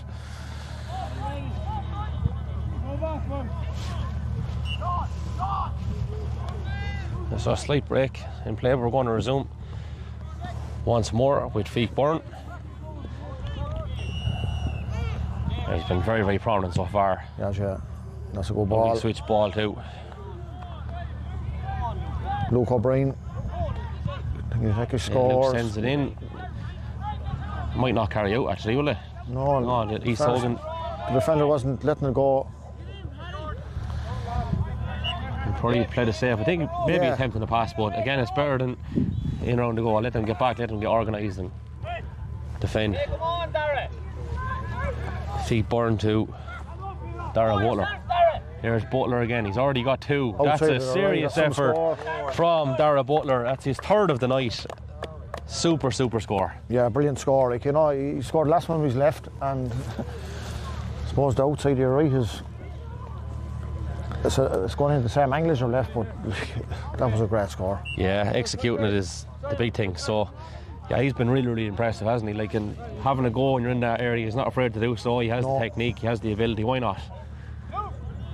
Good long kick out again, and Paddy Nolan is on the break and he thunders forward. He has a couple of East Hogan men. He's born in the middle if he can find. He's after leaving 3 in his trail. Yeah, still loose here. There's Jack Corcoran. Tries to thread it through. It's a serious ball as well. Keeper comes out and gets something onto it. Chase that down was Butler. Yeah, no one done anything wrong there. 17 got a point out of it. He has. Brian Whelan. Keep him here, someone is shouting. Well, this is not the ultimate advertisement for football in Carlow. I don't know what it is. It's been absolutely super so far from both teams. Yeah, Alex is going with Holly. They're going at one another here. But like the standard, there's a couple of scores there.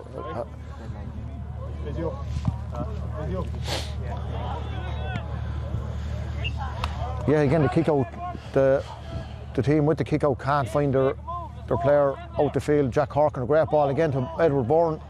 Danger here, Stevie. Left goes for an opportunity. It just goes to the right and wide. Sorry, fake Bourne.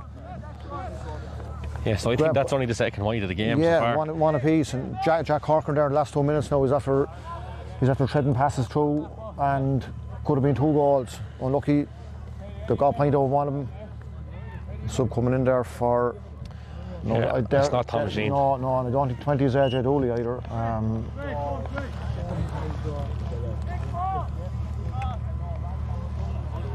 Yeah, so apologies if we have. Yeah, we'll find out what happened. We're just going by the programme here, so if they've changed, but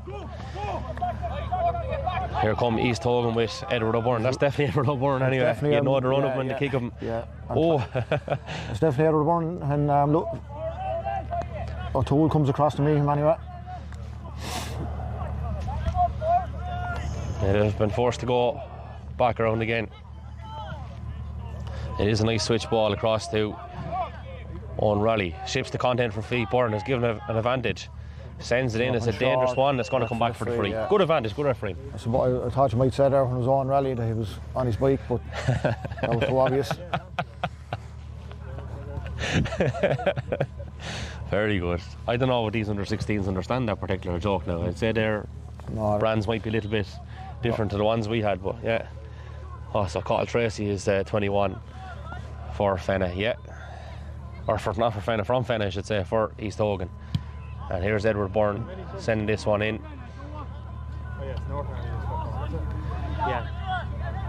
Byrne, you get another stab at this one, and I think it's gone to the left and wide. And again, as we said, wides haven't been plentiful in the first game. They were quite plentiful, but the wind has actually died. I want to go a bit there in the last 5 minutes, I'd say.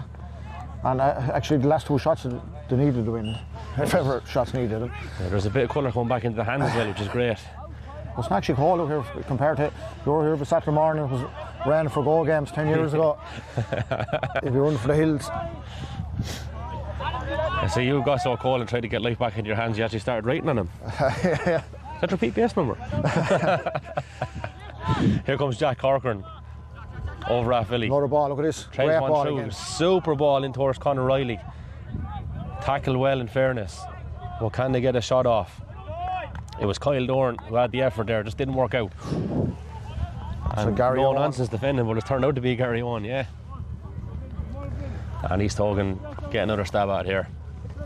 Things gone a bit quiet on the other pitch, has to be said, but last we heard there, Pal were very much in control over Carlow Davin. In this one, it is all to play for indeed, and Carlow Colts won the first one against Kenny. So 5-8 Palatine, 1-9 Carlow Davin. So that took a serious turn in the second half. That Palatine side are a serious side, and it'll take a good one to beat them. But look, we've seen plenty of good action here in this one so far, and the Colts 15s are not too shabby either. Just to note as well, I suppose, for our listeners, that anyone who's representing any of these divisional sides are 16 up to, well, 16, like, you know, last year under 16 as such, like there's no 15s, no 14s, or anything like that. So the only, I suppose, exception to that rule is the Carlow Colts under 15s. Exactly, up to the grade. Great concept, in fairness. This is a good composed play. His feet burn. Comes to give it a bit of support. He'll have a go off the left, and why not? Why not? Super stuff. You could see it on the television, but he brought back with one hand. He kind of sold the dummy with half his right hand, and gave himself that split second to tap it over. Off, yeah.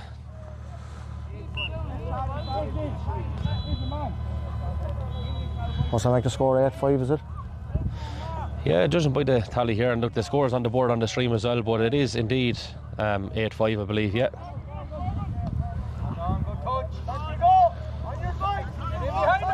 Here they are, thundering forward. East Hogan, can they get themselves a goal? It could well be a goal. There's a bit of defending to do for Nurney-Alley here, but they've done it well. Strong again. Yeah. You're a big fan of that? Yeah. And he's come back, he's out the field now.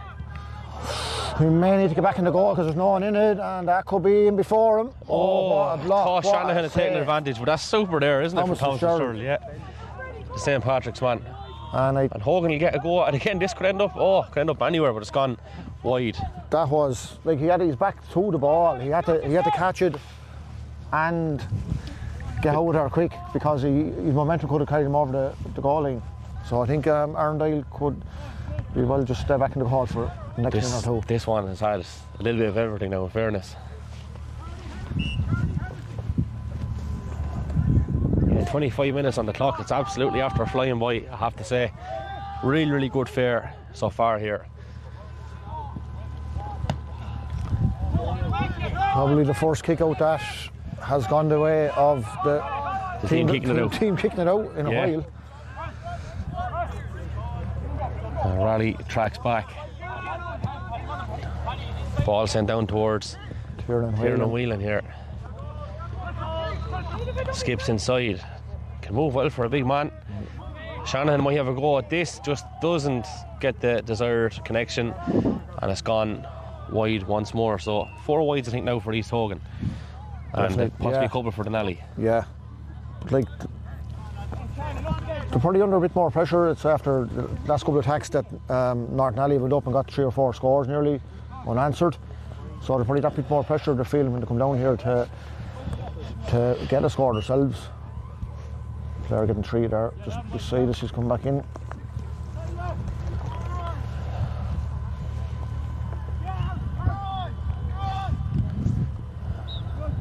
Good kick out again. Who's going to win it? Breaks in favour of Nurney-Alley. On the far side, it can be found. It's a long way away from. That's good reading of the play there by Kyle Maloney. Sweeping across that half back line.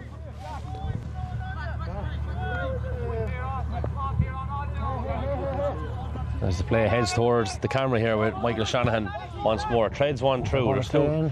I think he's asking a little bit too much probably on that occasion. So Nurney-Alley will look to build from the back once more. I'd say the keeper might get this one, will he?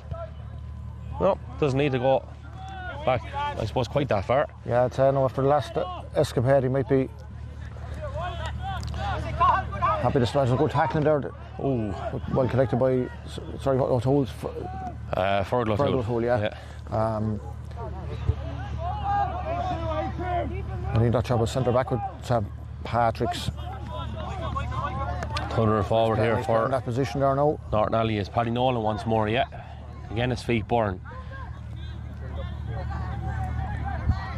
Nally send this one in, but accuracy not quite there. So 3 wides for them, Nurney-Alley, and 4 East Hogan.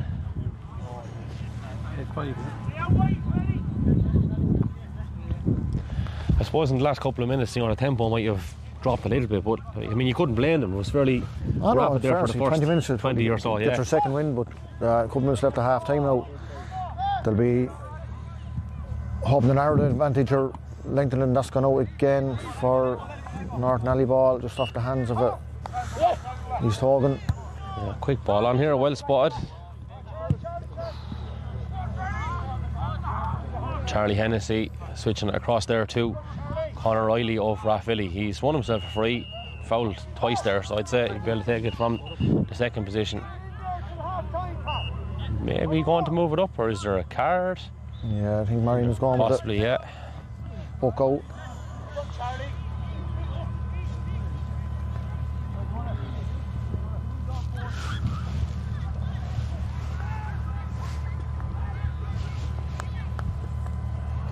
Yellow card. Yellow card indeed there, yeah. So Conor Riley will get us back underway once more. Feigburn receives. He's got 3 points to his name so far. Jack Corcoran was the intended target. That was well read, because they were in for a goal there. If can't see who brought that back, but this is good now from East Hogan. They have worked the ball well into that final third. It's just, I suppose, in the last few minutes, maybe a bit of shooting could have let them down, but definitely very good kick passing, hand passing, everything. And just as I say, there's the commentator, of course. Yeah. So Nurney-Alley burst on once more.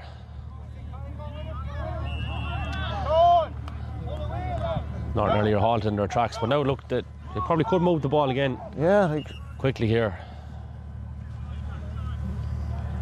So probably not from the right position. Maybe have to go again. That passes on again, I'd say, if they want it. Yeah. It's gone now. It was Kyle Dorn, I think, offering the out ball. So a little bit longer is the outcome. Heading towards that one is James Garrigan. And Garrigan, I think, perhaps fouled, so East Hogan will have a free out for themselves. And Kieran Donald, I think, is the man in possession. That's a good hand in there, has to be said, from Jack Corcoran. Yeah. Big counter attack on here now. There's an overlap. They have an overlap here, definitely. Corcoran gets the head off, feeds Feigburn. Runner inside. Byrne might go himself though. He's heading towards 21 on the 14, and that's a very good block there. Great block by Kyle Maloney getting across. That was brilliant. Yeah, there was a big counter on there, in fairness, wasn't there? Like it was really good defending to get back.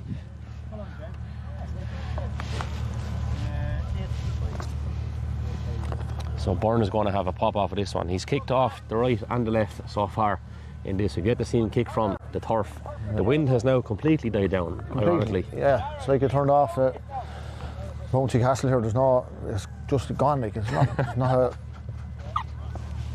Like 10 minutes ago, there would be no hope of taking a free off the ground. No, and all of a sudden now this could go in around the house or perhaps all the way. It's a super connection indeed, but caught there in the end on the line. So this is the last action of the half.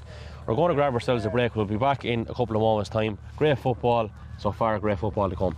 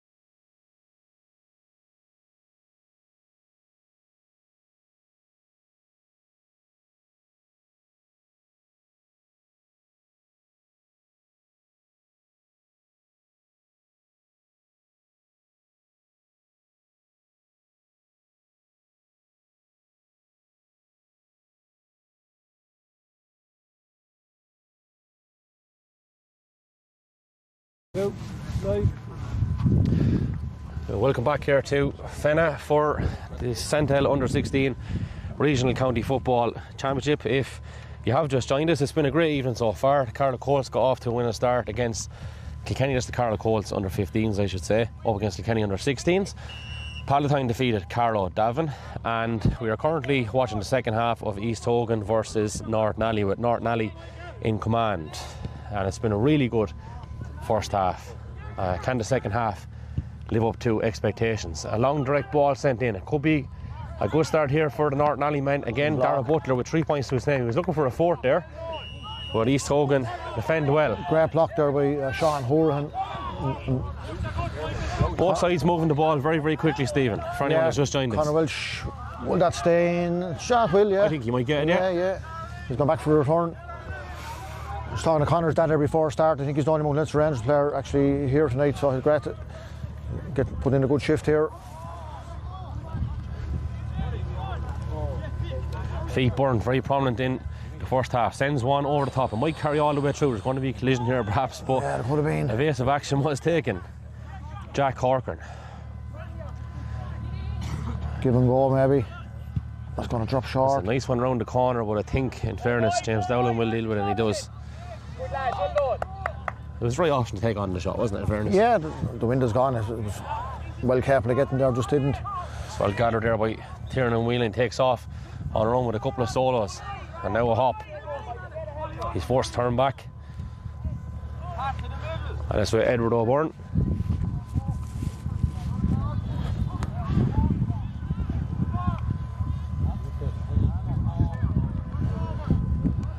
Getting back there, I think, was Thomas Fitzgerald for the Nurney-Alley men. Yeah, that block he made in the first half on the goalie, that could be vital by the end of this game. Yeah, it was a rasping effort in there in the first half, wasn't it? That was saved. Well, actually, no, you're talking about the other one where he got it off the line. But yeah, there was a couple of really I good don't know how we haven't had a goal, because it's kind of a miracle we haven't had a goal so far. Kieran Donald, he's been on a good bit of ball there. The half backline area.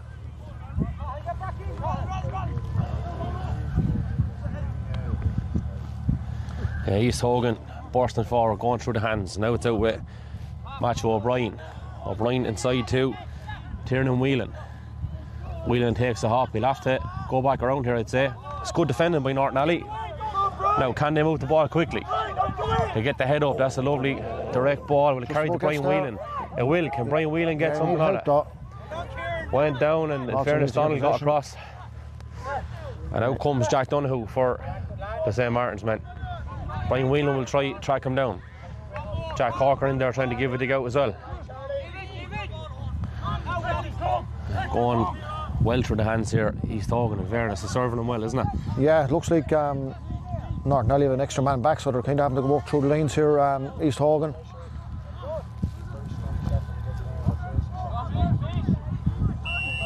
Fairness, Conor Welsh done very well there. He drew the tackle and held onto the ball. Go grab the arm, and down's the free all day.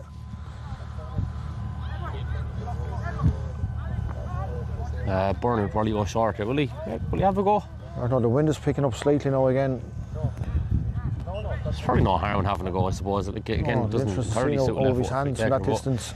He's a decent free taker. It is a big ask, but why not have a go?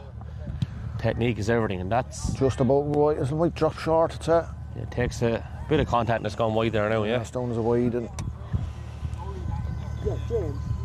first one, the second half. There's nothing on like that there. No leading around the house, right? Agriculture, just lowly it in there.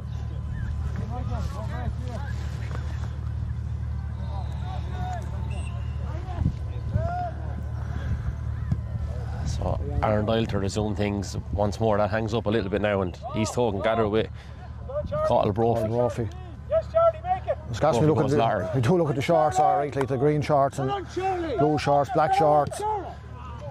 Feet Byrne tries to go direct. It's well read by Matthew O'Brien. Look at Shanahan now. Gets it once more. There's 1-2 with Jack Donoghue. From the side then, Jack. Two number fours meeting each other here. Jack Corcoran 2 number 4s, 2 Jacks. Yeah, Jack Donovan. Unstoppable force, movable object. Yeah. Well, Jack playing soccer with Vale Wanderers now. Jack from the Freaking Cox there. He's a grandson of the Paddies, I think. Direct ball sent in there from Nurney-Alley. Can they engineer a score? Coming around the corner with that one is Brian Whelan. He's got one already, and that is a fine second score. Yeah, well worked. A couple of changes being made here now, I think. Perhaps.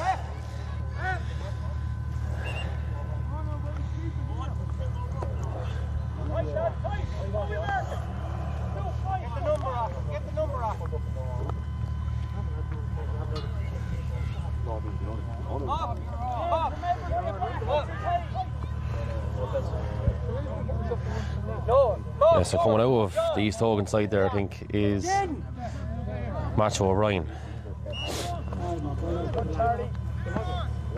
So again, it's going to be a long kick out.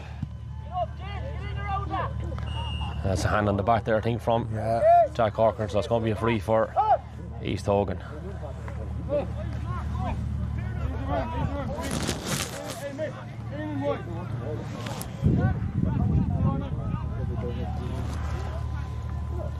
Yeah, Route 1 football. Hard beaten, I suppose, at times. When there's nothing else on, why not have a go? A mentor might have called agriculture here a few minutes ago. Yeah. One name names. Yeah, and a man that wouldn't know how to spell agriculture. There's a chance here. You know how to pronounce it, though. Picking it out of the net.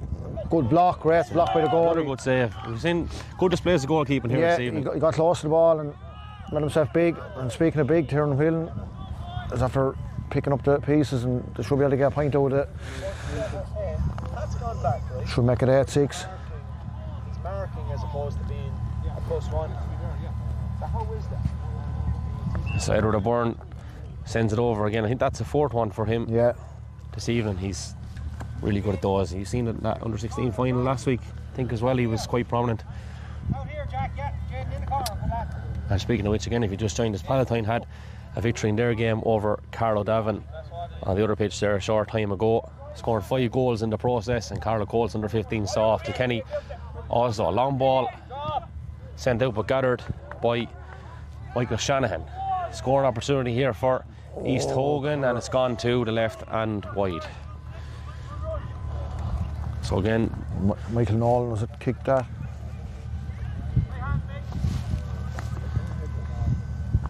Callahan won the under-16 Division 2 last week. Yeah, and again, these additional games are like, they serve a great purpose. I mean, yeah, like there's 5 nights, so there's 5 hours football. There's probably 5 or 10 hours training in the meantime. So everyone says you need 1,000 hours to perfect whatever you're doing. That'll be an extra 10 or 15 of them anyway. That's it.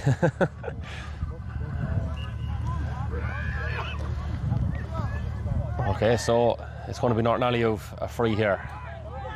Again, look, there's been serious energy expended in this game, particularly in the first half. So, you know, it's kind of understandable where games naturally will take a lull anyway, but there's definite scope for things to open up here once more, and really good displays of football in all 3 games we've seen here this evening. Another scoring opportunity here perhaps for Nurney-Alley. Venturing forward is Conor Riley, Draphilly man.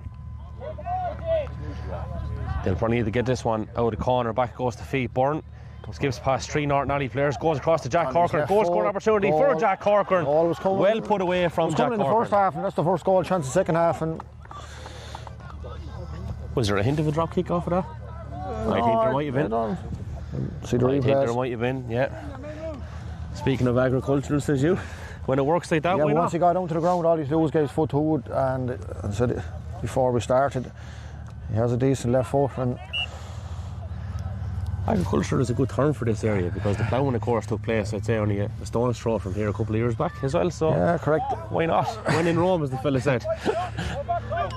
Here come East Hogan now, looking to make an instant response. Bearing down on goal, Tiernan Whelan. Good response. Oh, it's a super response in fairness, straight away. Just see lights going out behind us. The match behind us there, obviously the finish there. There's hurling gone on the top pitch with this one here now. It's just still, there's nothing in it. No, it's one What do we want, 9 to 6? It's just that. We've got 1 9 to 7. 7. Yeah. Like all the goal chances we had the first half with no goal. Yeah, things are flying along here. 40 minutes on the clock. Yeah, sorry, 1 7. 9 to 7. Super action here in the St. Helens under 16 County Regional Football Championship. Lovely direct ball in. Good race for possession here as well. Who's going to win it? East Hogan get a boot to it. I think it was Sean Howard might have got something on it there. And coming across to help out, possibly is Kyle Maloney. It's loose again. Lovely pick up from Feekburn. Goes off on a run, wins a free. Lost 2 players to him, so that means someone could be loose.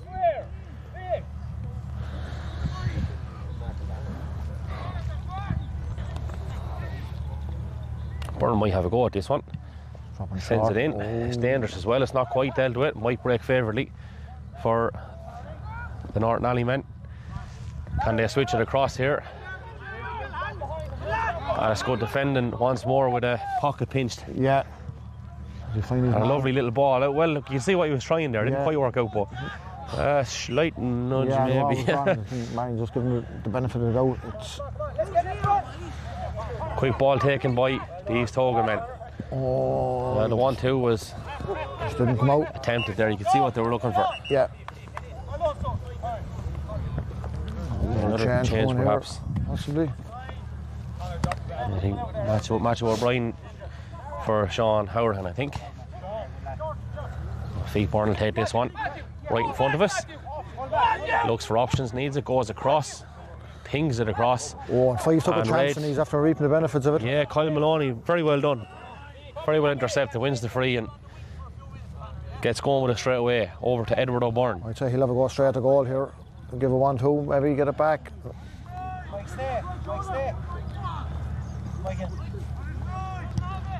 Shanahan treads this one through and it's intercepted there by Conor Riley. Byrne back in his own half, ships a big tackle from Shanahan. Now there's scope for an opportunity here with Jack Corker, the goal scorer. Cuts in. Yeah, he's fouled and again, not an endorsement of cynicism, but possibly something that East Hogan were forced into doing there. Yeah, no, it was a foul all day long. He drew the foul, he kept it strong in his hands and transfer Feekburn for another score. Another change for East Hogan, I think Freddie Gibson's been ready to come in. Yeah, I think it's 197, I think we're on, yeah. 197, 43 minutes on the clock. No longer 197. And just as we said, it has changed, yeah. So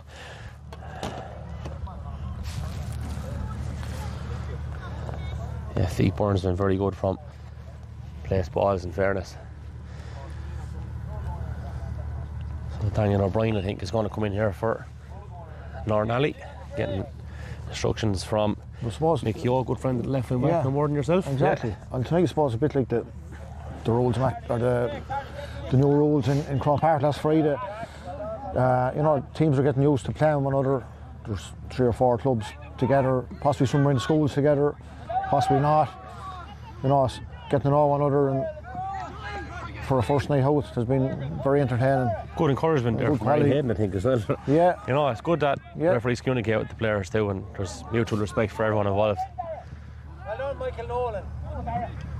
This is great competitive stuff here, isn't it? No forgiving or asked. The shoulder top of one another there. Yeah. Shudders. Yeah. Spread it out, guys. Come on. So in goes Daniel O'Brien in place of Conor Riley, the Grange man for Raffali man. East Hogan, I suppose from their point of view, could do the score now. Again, it's not quite getting away from them, but there is a bit of a gap there. Yeah, I suppose the goal has added that bit more pressure on every ball. There's a bit of a gap that they're developing on the scoreboard. There's Jack Corker, and he wants this on the left, tries to thread it through. He's threaded through that. Oh, what a take that is. That is super stuff. Can it be a goal? Can they cap it off? Oh, what a goal. Oh, that is a super goal from a Nurney-Alley point of view. As good a team move as you see anywhere. Super football. And I hope you have number 22. Negative. Brilliant finish by Maybe it's a bit like Tyg Hennessy. yeah, that's super. That's absolutely super.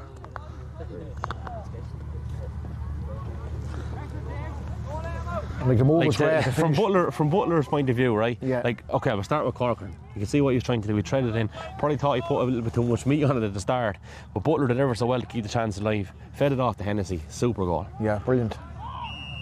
And all three parts complemented one another.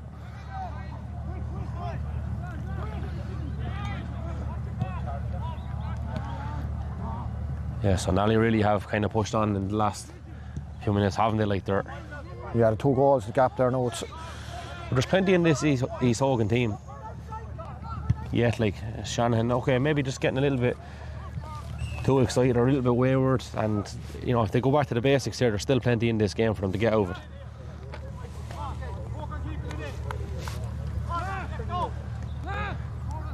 So it will be Aaron Doyle to get things going again for the Nurney-Alley man. Screaming for possession here. I think it's Charlie Hennessy in front of us. He's waving the arrow trying to drive it out. He's saying drive it out. We have a little break and play though. Is there a slight knock on the East Hogan side? Might well be.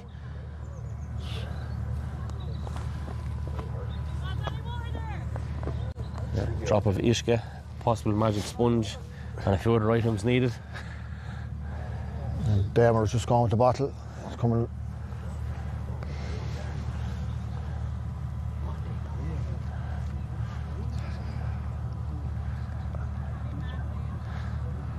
He was a little bit fitter one time, Damer. Yeah, he was quick over the first couple of yards, still, I'd say. yeah, the first 10. Yeah. Yeah, he's put a good bit into coaching over the last couple of years, hasn't he? He's been involved with Lochner Bridge, IT Carlow, he was at Kilbride at one stage. Aeroga course this year from their intermediate side of things. So Aaron Doyle again to get us back going. Gets well under it.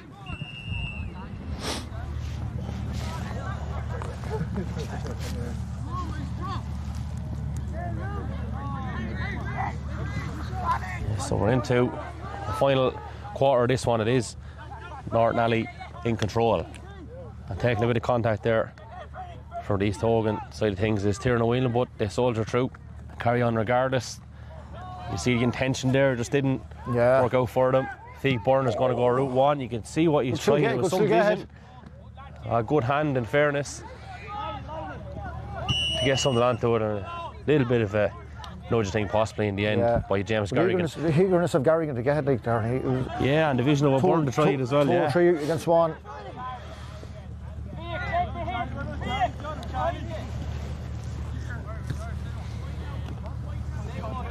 And breaking a tackle there is Owen Raleigh.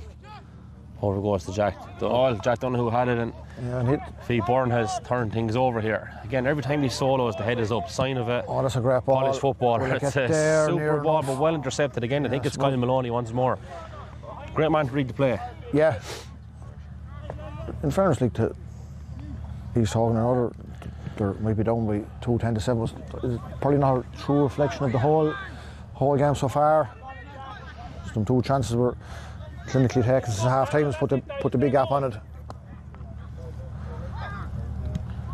Can East Hogan get a goal of their own? That might be the way they're thinking. They'd settle for a point as well if they could get it, and it goes and over the bar. You know, they went up the last 3 or 4 times there, and the attacks have broke down nearly in that area. So it's back to 2-10-8 now. A second score thing for Freddie Gibson as well. Yeah. Like I'm just looking down at it there. I think possibly 4 different scorers on the East Hogan side and 5 on the Nurney-Alley side. So this thing of getting a shooter on the ball is it's great to see that's somewhat extinct here this evening anyway. Yourself and Joe Nolan always speak about spread of scores, and it is important, isn't it, from that point of view? I do, yeah. Oh, lovely little first time pass there from Feig Byrne onto Charlie Hennessy. Kyle Dorn sends one in. Sure it is. Where's it going to break? Back. Jack Corcoran on the chase there, but well done indeed by the East Hogan men. Good tussling for possession here. And East Hogan, the beneficiaries of a loose ball, and that's probably going to be free. That's it.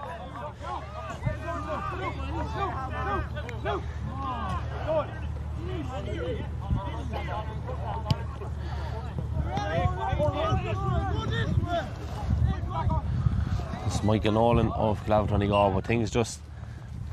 Yeah, just left the sideline, so... Just know Edward O'Byrne has gone closer in towards the goal there. I just see him, he's walking kind of gingerly at the moment. Yeah, probably a question of getting ball in then as well, isn't it? Even if he's only half right, he's still dangerous as you. Yeah, he can they get another score? Looks good. Yeah, good effort. From... Is it 24? I think it was Kieran Donald, was it? Yeah, I think so.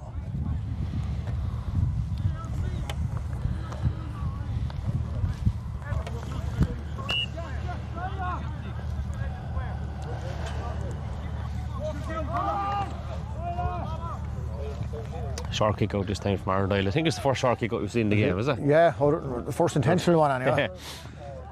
They're few and far between, seldom. Oh, good interception there. There'll be a chance here of it. Big turnover. Yeah. Is there going to be a goal here for East Hogan? Again, they might take a point. On rally goes back across. And Edward O'Byrne is loose inside. This is dangerous. Does it take a nick and go for 45? I think it does, yeah. Yeah, I don't know whether it was a shot for a point or sent it in again. An attempted pass, but it's a 45. Edward O'Byrne had room there for a split second. 10 to 10. I think it is, yeah.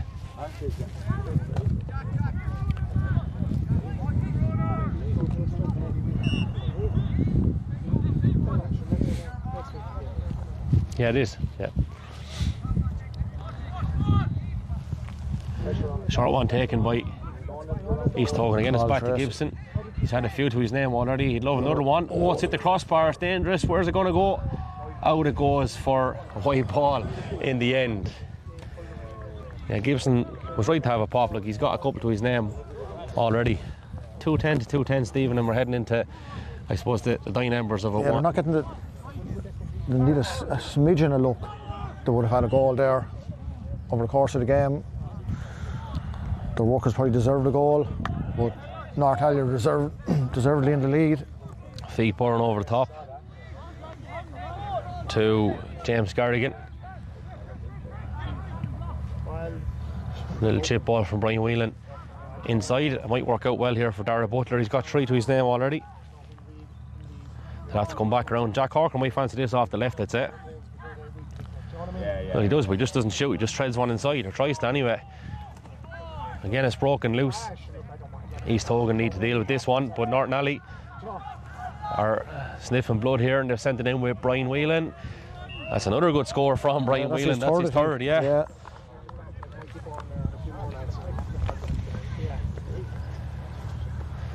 Yeah, once it stays around the goal, like, you know, they're getting the scores probably more. I wouldn't say they're getting them easier, but they're more clinical. Clinical, yeah.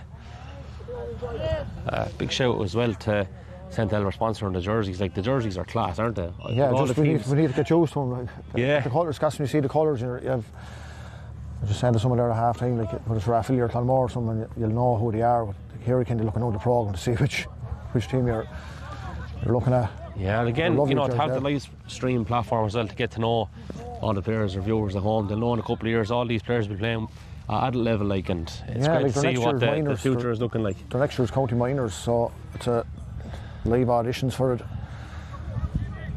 And speaking of which, see, Paul McGilligan has been announced as the Carlow minor football manager. Yeah, I'm sure. Look, best luck to Paul and all the lads, I suppose, involved with him. Yeah, he'll bring the wealth of experience from his playing days, and nice lad, Paul. Yeah, former county senior footballer and minor county hurler as well. I don't know if he was on the senior hurling panel for a while, but great dual player, growing up along. Would have played against them. Yeah, and I'm guessing his father's from Kerry with a name like McGilligan. Yeah, his brother David has a minor medal as well from probably 02, I'd say, after beating their breed, and that one, Steve, which you may or may not remember, but sticking with this one, that was, you know, an ambitious ball sent in, but well dealt with in the end. Matthew O'Brien mopped it up there.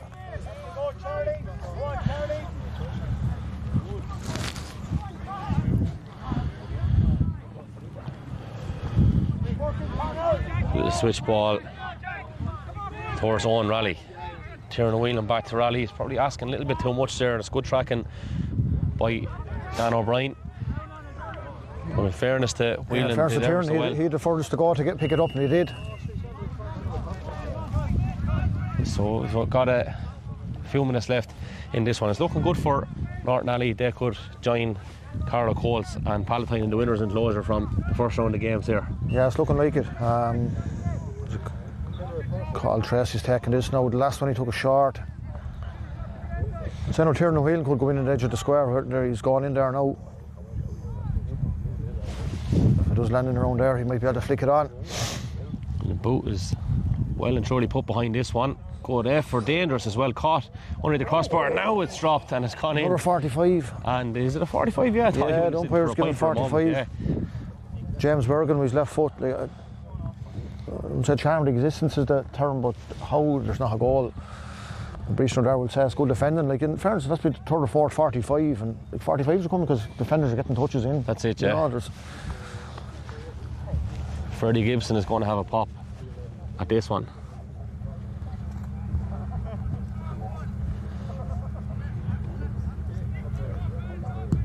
Gibson puts everything behind that one. Super effort from Freddie Gibson. In it goes and over the bar for his third.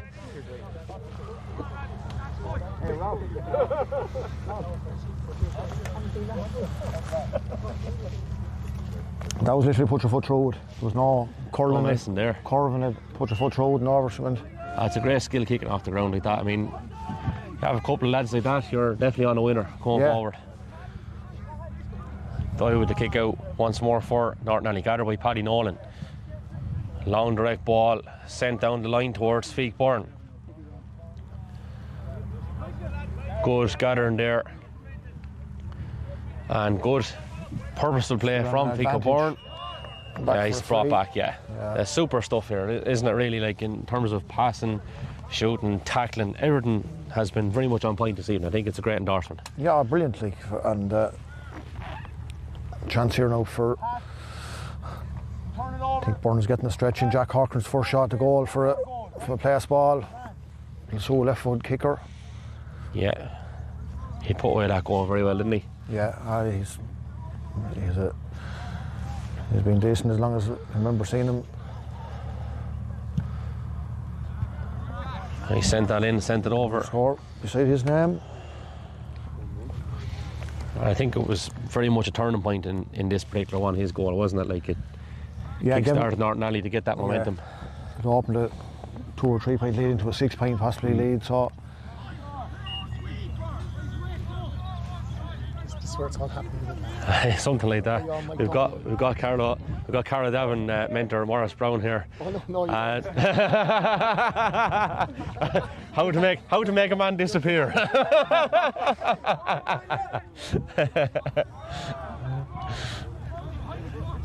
I didn't think Morris was that fit. That's how you make a lad go.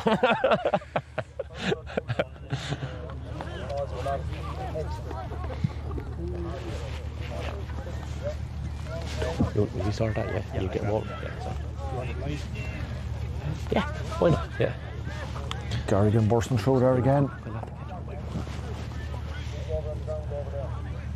Yeah, lovely effort coming in there. That's a serious point, isn't it? I think it's Hennessy again. Yeah, in fairness, a goal and a point to his name.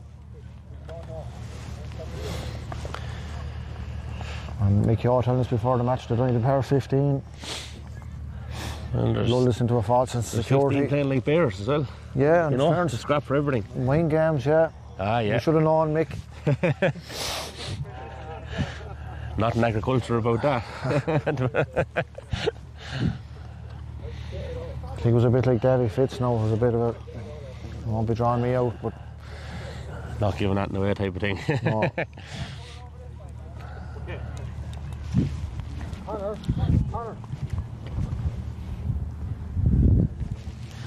Yeah, so just entered into the last minute of I think actually lost the player in the warm-up as well, Nurney-Alley. You just tell John that you're doing it live. Yeah.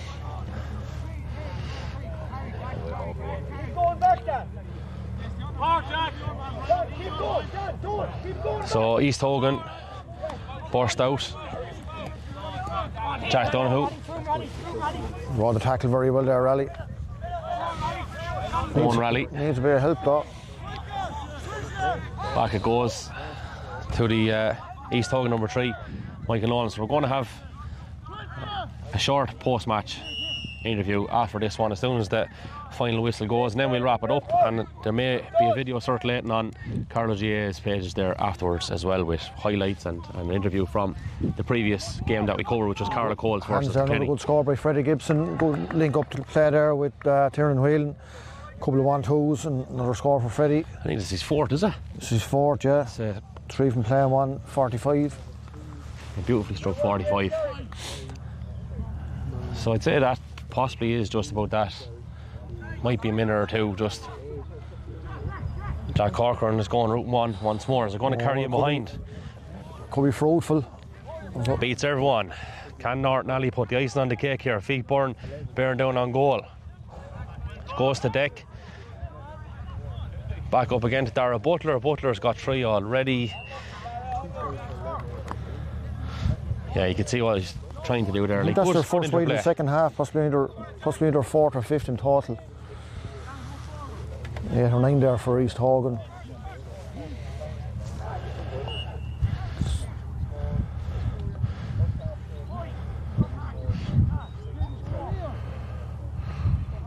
So I know we're not going much longer.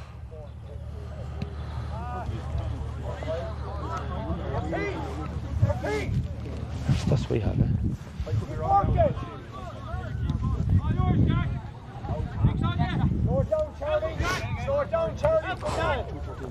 Well, they're making all to evade the tackle. 2-13 plays 12 points.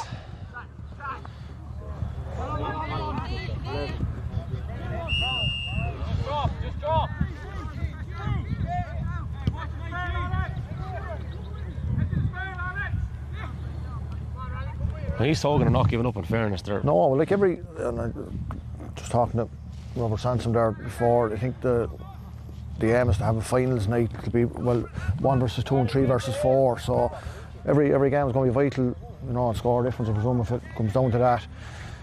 You know, every score, Marion blows the final whistle there. Yeah, that's it. So it's a good night for Nurney-Alley, a good night for Palatine, good night for Carlow Coles, and just a good night for the Centel Under 16 Regional Football Championship. In fairness, I think we're going to have a conversation here with Feetburn, the Clonmore man. He's going to join us here. I'll just tip out onto the pitch, and we'll do that before we wrap up here this evening. And while we're at it, I just want to say thanks to everyone in the Carlow GA Games coaching for putting on, I suppose, a great championship so far. It's got off to a great start, and you know, onwards and upwards over the next 4 weeks. Fair play to John Nolan at Precision Media Productions as well. We're going to walk and talk live here out on the beach. I'll grab Feetburn for a quick review. Our man Kevin Healy is grabbing, I think, as we speak here. So we've gone to the recovery. A fine performance this evening, finishing with 4 points, 3 of those coming from play. So we'll stick the microphone on. Well done to our umpires here this evening as well. Great umpires, yeah. Self for a player. Feet, well done. I'll just get you on the colour there. Just the hands are going to be cold there, so I think we have you mic'd up. So we're live here on the stream. We'll just bring you over a little bit closer to the camera. I think we're good to go. John has given us a thumbs up. So a good performance from yourself, good performance from the team, and good to get off to a winning start. Yeah, it is. Look, it's great. Look, a group of lads coming together to play a regional tournament like this is great for the county, and it's great that, look, lads are going to, every single lad here will get a competitive game. You know, some stuff that might not happen in different divisions, you know, so yeah, it's great. Yeah, there was a super pace to the game, wasn't there? Like from the get-go, it seemed fairly frantic. You're breathing quite heavily here still, obviously, so yeah, there was a good pace all through, I think. Yeah, look, just go at the game, attack the game. Look, there's nothing to lose really. Like, we're here for a tournament in Fenna. It's brilliant, like, so I just said we'll go at the game. So look, we got the win today. And you played really good football as a team, I think. Yeah, like, you know, we know a few of the boys from playing in with Carlow and stuff, so, you know, like, it wasn't like we were complete strangers. Well, some lads would be, but I felt we clicked really well today, and we had training there last Wednesday, and I thought that went well, and so look, got the win today. Yeah, and it's nice to get that opportunity, isn't it? Like, you know, you say you played with some of the guys already, but there's some there that you wouldn't have known. To bring everyone together to get competitive games, good, quick pace to it, and week on week everyone will improve. It can only stand everyone in good stead. Exactly. Look, everyone's going to improve for us. Everyone's getting a benefit from this. Players, managers, everyone. And look, it's just brilliant to get the win. Yeah, and lastly, a good night for Palatine as well. Good night for Carlow Colts. I think everyone put in good effort now. It's probably remiss of me to just mention the winners, but the whole thing is open. I mean, everyone will fancy a crack now. Look, anyone can win it. It's anyone's to win. Yeah. Like, you know, it's going to be extremely difficult now getting into the final stages of it. And so look, just can't wait. Good stuff. Well, look, we'll leave it there, Fieg. I won't be able to shake your hand because I may grab this microphone and they're full and they're too cold anyway. But the best luck to yourself and all the lads, and thanks for having a chat with us here. And that's we're going to leave it here on the live stream this evening. Our thanks to Fieg O'Byrne, thanks to John Nolan, thanks to Stephen Bambrick, Kevin Healy and everyone involved in Carlow Games. We wrap it up. A very successful first night. Over and out.